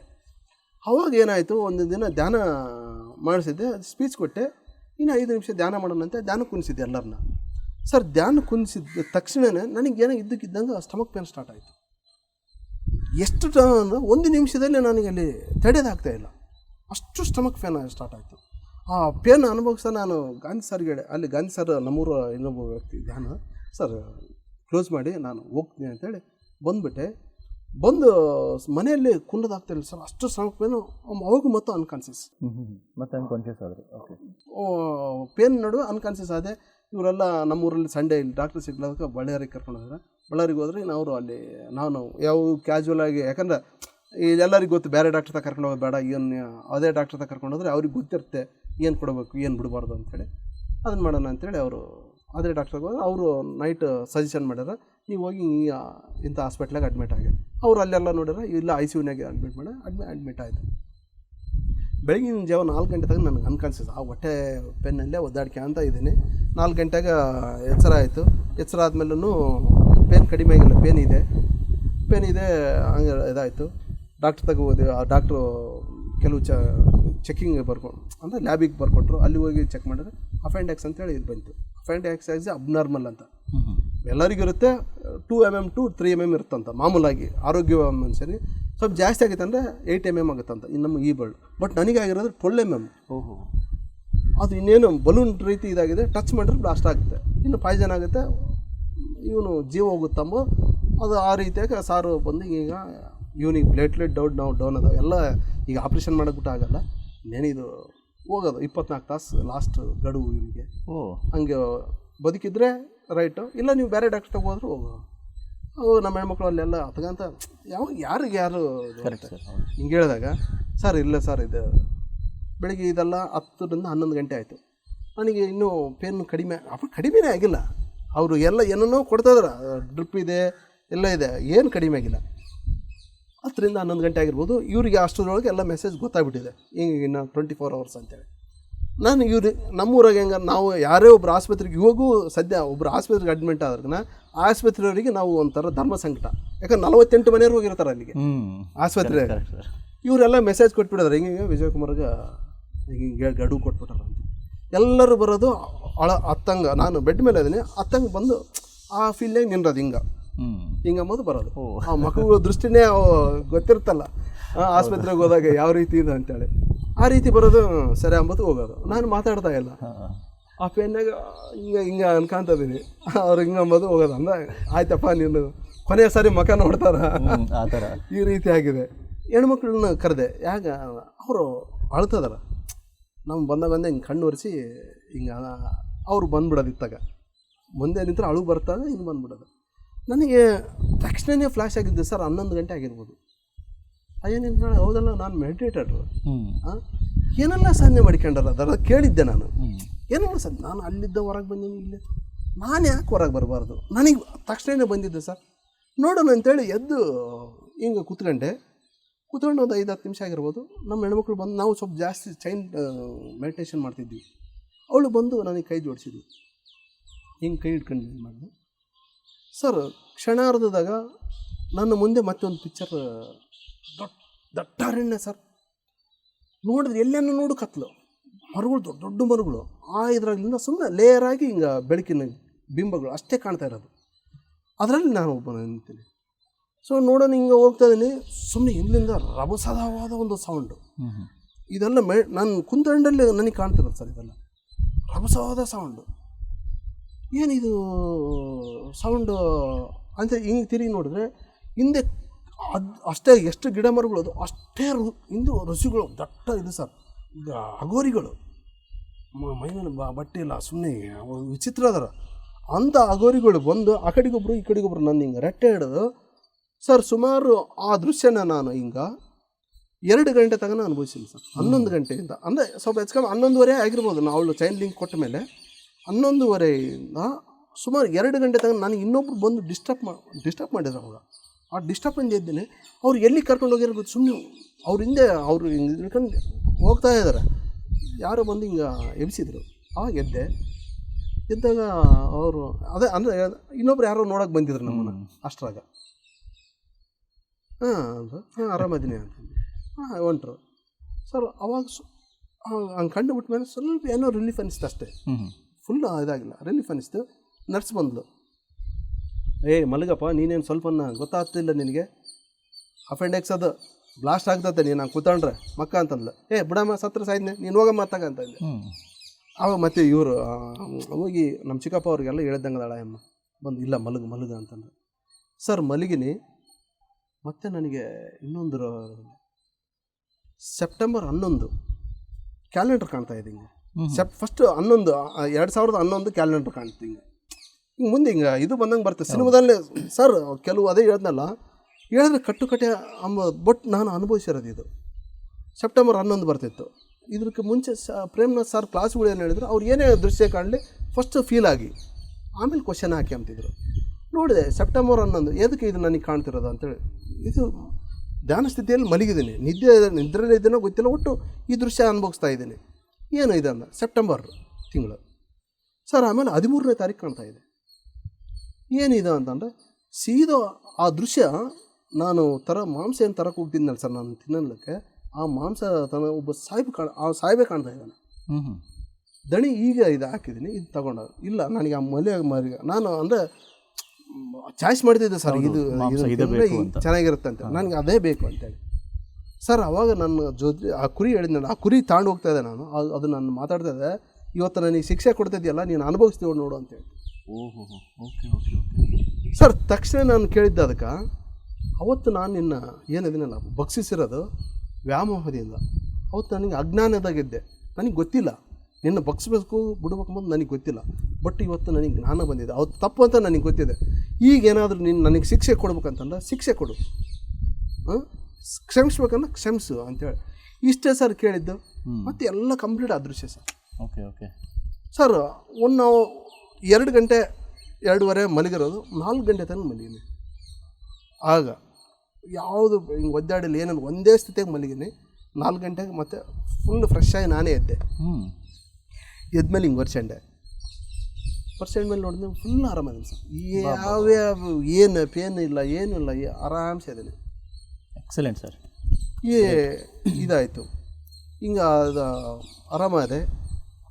ಆರಾಮಾದ್ಮೇಲೆ 1 ದಿನ ಆಯಿತು, 2 ದಿನ ಆಯಿತು ಆಸ್ಪತ್ರೆಗೆ. 3ನೇ ದಿನ ಡಿಸ್ಚಾರ್ಜ್ ಆಗೋನು ಬಾ ಅಂತಂದೆ. ನಮ್ಮ ಮೇಡಮ್ಗೆ ಹೇಳಿದೆ ಡಿಸ್ಚಾರ್ಜ್. ಅವರು ಡಾಕ್ಟ್ರ್ ಹೇಳ್ತಾಯಿದ್ರೆ, ಇಲ್ಲ ಇವನಿಗೆ ಹೆವಿ ಡೋಸ್ ನಾವು ಇಂಜೆಕ್ಷನ್ ಅವೆಲ್ಲ ಕೊಟ್ಟಿವಲ್ಲ, ಅದರಿಂದ ನೋವು ಕಡಿಮೆ ಆಗಿದೆ, ಬಟ್ ಅದು ಇದಾಗ ಚಾನ್ಸ್. ಅವ್ರು ಯಾಕಂದ್ರೆ 24 hours ಹೇಳಿದ್ರು. ನಾನು 3 ದಿನ ಕಾದೆ, ನನಗೆ ಹೇಳಿಲ್ಲ ಇದಲ್ಲ, ಆಮೇಲೆ ಹೇಳಿರೋದು ಕಾದೆ. ಅದಿಲ್ಲ, ನಾನು 4ನೇ ದಿನ ಫುಲ್ ಜಗಳ ಆಡ್ಬಿಟ್ಟೆ. ನೀನು ಬರ್ತೀಯ ಇಲ್ಲ ನಾನು ಹೋಗ್ಬಿಡ್ತೀನಿ, ನೀನು ಯಾವಾಗನ ಬಾ, ನಾನು ಕುರು ಹುಡ್ಕೋಗ್ಬಿಡ್ತೀನಿ ಅಂತ ಹೇಳಿದಾಗ ಡಾಕ್ಟ್ರು ಅಲ್ಲಿ ಒಂದು ಲೆಟ್ರ್ ಬರೆದ್ರು, ಇದು ಮುಂದೆ ಆಗ ಅನಾಹುತಕ್ಕೆ ನಾವೇ ಕಾರಣ, ಇವರು ಡಿಸ್ಚಾರ್ಜ್ ಮಾಡಿಲ್ಲ, ನಾವೇ ವಾಲಂಟರಿ ಡಿಸ್ಚಾರ್ಜ್ ಮಾಡಿ ಅದಕ್ಕೆಲ್ಲ ಏನೇ ಇರಲ್ಲ ಸಹಿ ಮಾಡ್ತಂತ ಅಂತ ಹೇಳಿದೆ. ಮಾಡಿದ್ವಿ, ಬಂದುಬಿಟ್ಟಿವಿ ಸರ್. ಅವತ್ತಿಂದ ಹ್ಯಾಪಿ. ಈಗ ಈ ಪಿರಮಿಡ್ಡು ಬರೋಕ್ಕೆ ಕಾರಣ ಏನಂದರೆ, ಆ ಪಿರಮಿಡ್ನಲ್ಲಿ ಒಂದು 48 ದಿನ ನನ್ನ ಆರೋಗ್ಯ ಸಂಬಂಧಿತವಾಗಿ ನಾನು ಧ್ಯಾನ ಮಾಡಿದೆ. ಯಾಕಂದರೆ ನಾವು ನನ್ನಲ್ಲೇ ನಾನು ಪರೀಕ್ಷೆ ಮಾಡ್ಕೊಂಡೆ. ಧ್ಯಾನ ಮಾಡಿದರೆ ಅದು ಬೇಸತ್ತು ಇದು ಬೇಸತ್ತು ಅಂತ ಹೇಳೋ ಬದಲು ನಾನು ಬೇಸಾಗಬೇಕಲ್ಲ. ಫಸ್ಟು ನಾನು ಬೇಸಾಗಿನಂತ ಹೇಳೋಕ್ಕೆ ಬೇಕಲ್ಲ, ನಾನೇ ಉದಾಹರಣೆ ಆಗಬೇಕಲ್ಲ ಅಂತೇಳಿ ನಾನು 48 ದಿನ ಧ್ಯಾನ ಮಾಡಿದೆ. ಆ ಧ್ಯಾನ ಮಾಡಿದ ಮೇಲೆ ಬಂದದ್ದು ಆಲೋಚನೆ ಏನಂದರೆ 48 ದಿನ ಕಳೆದದಕ್ಕೆ ಆರೋಗ್ಯವಂತ ಇದೆ, ಬಟ್ ಅದರಲ್ಲೇ ನಾನು ಜೀವನ ನಡೆಸಿದ್ರೆ ಯಾವ ರೀತಿ ಇರ್ಬೋದು ಅಂಥೇಳಿ ಅವಾಗ ಈ ಪಿರಮಿಡ್ ಕಟ್ಕೊಂಡೆ ಸರ್. ಹಂಗಾಗಿ ನಾನು ಇವತ್ತು ಏನೇ ಆಗಲಿ ಎಲ್ಲವನ್ನೂ ಆರಾಮ್ಸೆ ತೊಗೊಳ್ತಾ ಇದ್ದೀನಿ, ಯಾವನು ಡೀಪಾಗಿ ತೊಗೊಳ್ತಿಲ್ಲ. ನನ್ನ ಕರ್ಮ ಸಿದ್ಧಾಂತ ಏನೈತೆ ಅದು ನಡ್ಕೊಂಡು ಹೋಗುತ್ತಂತ ಇದಕ್ಕೆ ಬಂದಿದ್ದೀನಿ. Excellent sir, wonderful. ರಿಯಲಿ ನಿಮ್ಮ ಒಂದು ಅನುಭವ ಕೇಳ್ತಾ ಇದ್ದರೆ ಧ್ಯಾನದಿಂದ ಇಷ್ಟೆಲ್ಲ ಸಾಧ್ಯ ಆಗುತ್ತಾ, ಇಷ್ಟೊಂದು ಕ್ರಿಟಿಕಲ್ ಹೆಲ್ತ್ ಕಂಡೀಷನ್ಸ್ ಇದ್ರೂ ಧ್ಯಾನದಿಂದ ಇಷ್ಟು ಒಂದು ಕಾನ್ಫಿಡೆನ್ಸ್ ಬರುತ್ತಾ ಅನ್ನೋದು ಒಂದು ಲೈವ್ ಎಕ್ಸಾಂಪಲ್ ನಮ್ಮ ಕಣ್ಮುಂದೆನೇ ಇದ್ದೀರಿ ನೀವು ಸರ್. ಕೊನೆಯದಾಗಿ ಈ ಒಂದು ನಮ್ಮ ವಿಡಿಯೋನ, ಈ ಒಂದು ಕಾರ್ಯಕ್ರಮವನ್ನು ವೀಕ್ಷಿಸುವಂತಹ ಒಂದು ಧ್ಯಾನಿಗಳಾಗಿರ್ಬೋದು, ಯಾರೇ ಆಗಿರ್ಬೋದು, ನೀವು ಏನು ಸಂದೇಶ ಸರ್, ಏನು ಹೇಳಲಿಕ್ಕೆ ಇಷ್ಟಪಡ್ತೀರಾ? ನಾವು ಮೊದಲನೇದಾಗಿ ಹೇಳೋದೇನಂತಂದರೆ ಧ್ಯಾನನ ಅಳವಡಿಸಬೇಕು ಸರ್. ಯಾವ ರೀತಿ ಅಂತಂದರೆ ನಾವು ಬೆಳಗ್ಗೆ ಎದ್ದು ಕೂಡಲೇ ಬ್ರಷ್ ಮಾಡ್ತೀವಿ, ಎದ್ದು ಕೂಡಲೇ ಲ್ಯಾಟ್ರಿನಿಗೆ ಹೋಗ್ತೀವಿ. ಇದು ನಾವು ಅಳವಡಿಸ್ಕೊಂಡಿರೋದು, ಆಟೋಮೆಟಿಕ್ಕಾಗಿ ಬರ್ತಿರೋದು. ಧ್ಯಾನನೂ ಅದೇ ರೀತಿ, ಇದು ಮಾಡುವುದಲ್ಲ, ಅಳವಡಿಸ್ಕೊಂಬೋದು. ಯಾರು ಯಾವ ವ್ಯಕ್ತಿ ಆಯಿತು ಅದನ್ನು ಅಳವಡಿಸ್ಕೊಂಡ್ರೆ, ಯಾಕಂದರೆ ಧ್ಯಾನ ಮಾಡೋದು ಅಂತಲೂ ಅದೊಂದು ಕರ್ತವ್ಯ ಆಗುತ್ತೆ. ಆ ಕರ್ತವ್ಯ ಅದು ರಜೆ ಹಾಕೋಣ ಅಂದರೆ ಕರ್ತವ್ಯಕ್ಕೆ ನಾವು ರಜೆ ಹಾಕ್ಬೋದು, ಬಟ್ ಧ್ಯಾನಕ್ಕೆ ರಜೆ ಹಾಕೋದಲ್ಲ. ಅದನ್ನು ಅಳವಡಿಸಬೇಕು. ನಾನು ಇಷ್ಟು ದಿನ ನಾನು ಯಾವ ರೀತಿ ಅಳವಡಿಸ್ಬೇಕಂದ್ರೆ, ನಾನು ಇವತ್ತು ಅಳವಡಿಸ್ಕೊಂಡಿರೋದೇನಂದ್ರೆ, ಇವತ್ತು ನಾನು ಧ್ಯಾನ ಮಾಡಿಲ್ಲ ಅಂದ್ರೆ ಈ ದಿನ ನಾನು ನೀರು ಕುಡಿಯೋದು ಬೇಡ. ನಾನು ಇವತ್ತು ಧ್ಯಾನ ಮಾಡಿಲ್ಲ ಅಂದ್ರೆ ಇವತ್ತು ನಾನು ಊಟ ಮಾಡೋದು ಬೇಡ. ಈ ರೀತಿ ನಾವು ಯಾವುದನ್ನು ಅಳವಡಿಸ್ಕೊಂತೀವಿ ಅದೇ. ಬ್ರಷ್ ಮಾಡಿಲ್ಲ ಅಂದರೆ ನಾವು ಏನು ಮಾಡ್ತೀವಿ, ಬ್ರಷ್ ಮಾಡಿಲ್ಲ ಅಂದ್ರೆ ಟಿಫನ್ ಮಾಡಲ್ಲ, ಇನ್ನೊಂದಿಲ್ಲ. ಆ ರೀತಿ ನಾವು ಧ್ಯಾನ ಮಾಡಿಲ್ಲ ಅಂದ್ರೆ ಇದು ಮಾಡೋದು ಬೇಡ ಅಂತ ನಾವು ಅಳವಡಿಸ್ಕೊಂಡ್ರೆ, ಇದು ನಾವು ಪ್ರತಿಯೊಬ್ಬ ಧ್ಯಾನಿ ಮಾಡ್ಬೇಕಾಗಿರೋದು ಇದನ್ನು. ನಾವು ಇಲ್ಲ ಧ್ಯಾನ ಮಾಡ್ತಾಯಿದ್ದೀವಿ, ಕರ್ತವ್ಯ ಅಲ್ಲ, ಕರ್ತವ್ಯ ಆದಾಗ ಒಂದಿನ ರಜೆ ಹಾಕಿದ್ರೆ ನಡೀತಾ, ರಜೆ ಹಾಕೋದಲ್ಲ. ಪ್ರತಿದಿನ ನಾವು ಧ್ಯಾನ ಕಂಪಲ್ಸರಿ ಮಾಡಬೇಕು. ಧ್ಯಾನ ಮಾಡೋದ್ರ ಜೊತೆಗೆ ಏನಾಗುತ್ತೆ ಅಂದರೆ, ಯಾಕಂದ್ರಾಗ ನಮ್ಮಲ್ಲಿ ಆತ್ಮಸ್ಥೈರ್ಯ ಜಾಸ್ತಿ ಆಗುತ್ತೆ.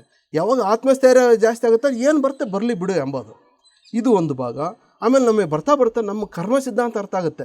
ಇವು ಆಗ್ತಿರೋದು ನಾವು ಏನೋ, ನನಗೆ ಇವತ್ತೊಂದು ಕೆಟ್ಟದಾಯ್ತು ಅಂದರೆ ನಾವು ಏನು ಅನ್ಕೊಂತೀವಿ, ಓಹೋ ಇವರು ರಾಮು ಸಾರ್ ನನಗೆ ಈ ರೀತಿ ಮಾಡಿರ್ಬೋದು, ಇಲ್ಲ ಇನ್ನೊಬ್ಬರು ಯಾರೋ ನನಗೆ ಮಾಡಿರ್ಬೋದು ಅಂತ ಇನ್ನೊಬ್ಬರ ಮೇಲೆ ಹೋಗ್ತೀವಿ.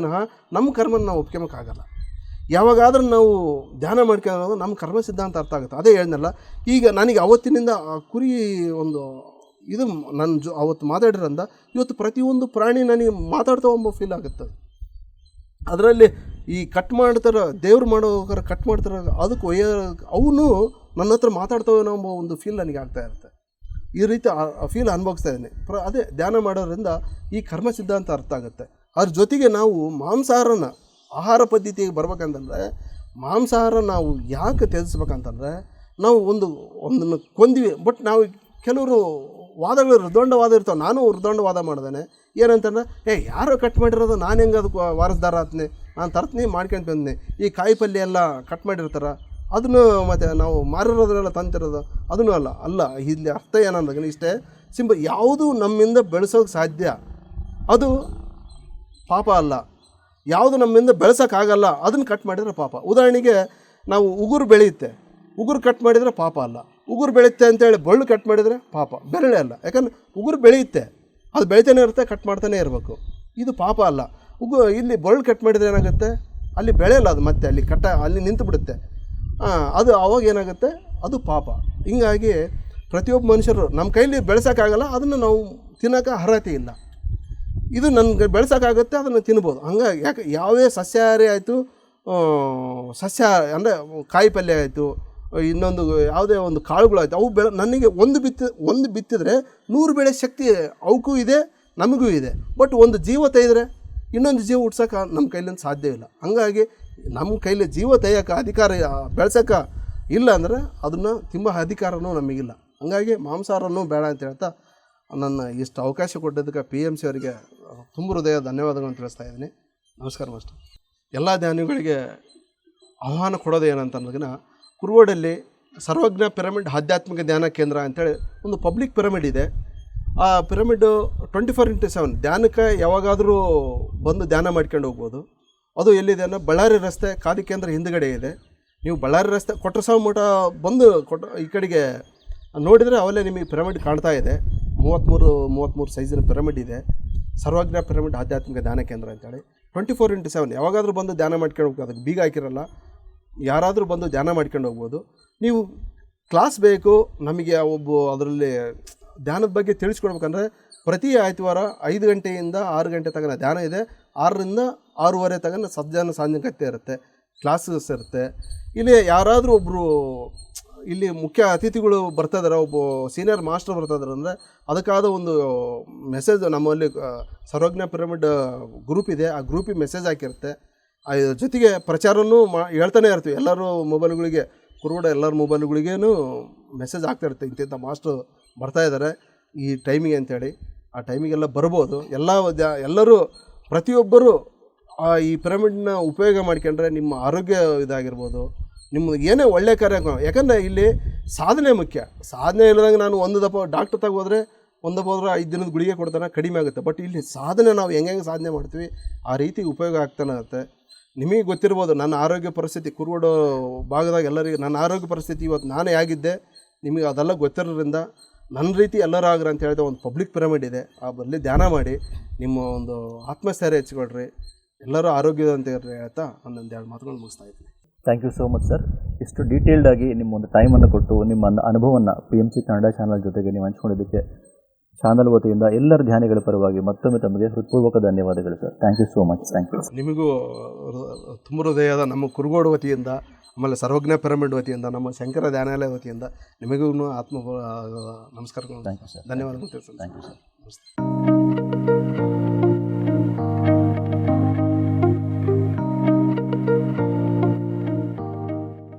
PMC ಕನ್ನಡ ಚಾನೆಲ್ ಅನ್ನು ಲೈಕ್ ಮಾಡಿ, ಶೇರ್ ಮಾಡಿ, ಸಬ್ಸ್ಕ್ರೈಬ್ ಮಾಡಿ ಮತ್ತು ಮಾಡಿಸಿ. ಎಲ್ಲರಿಗೂ ಧನ್ಯವಾದಗಳು.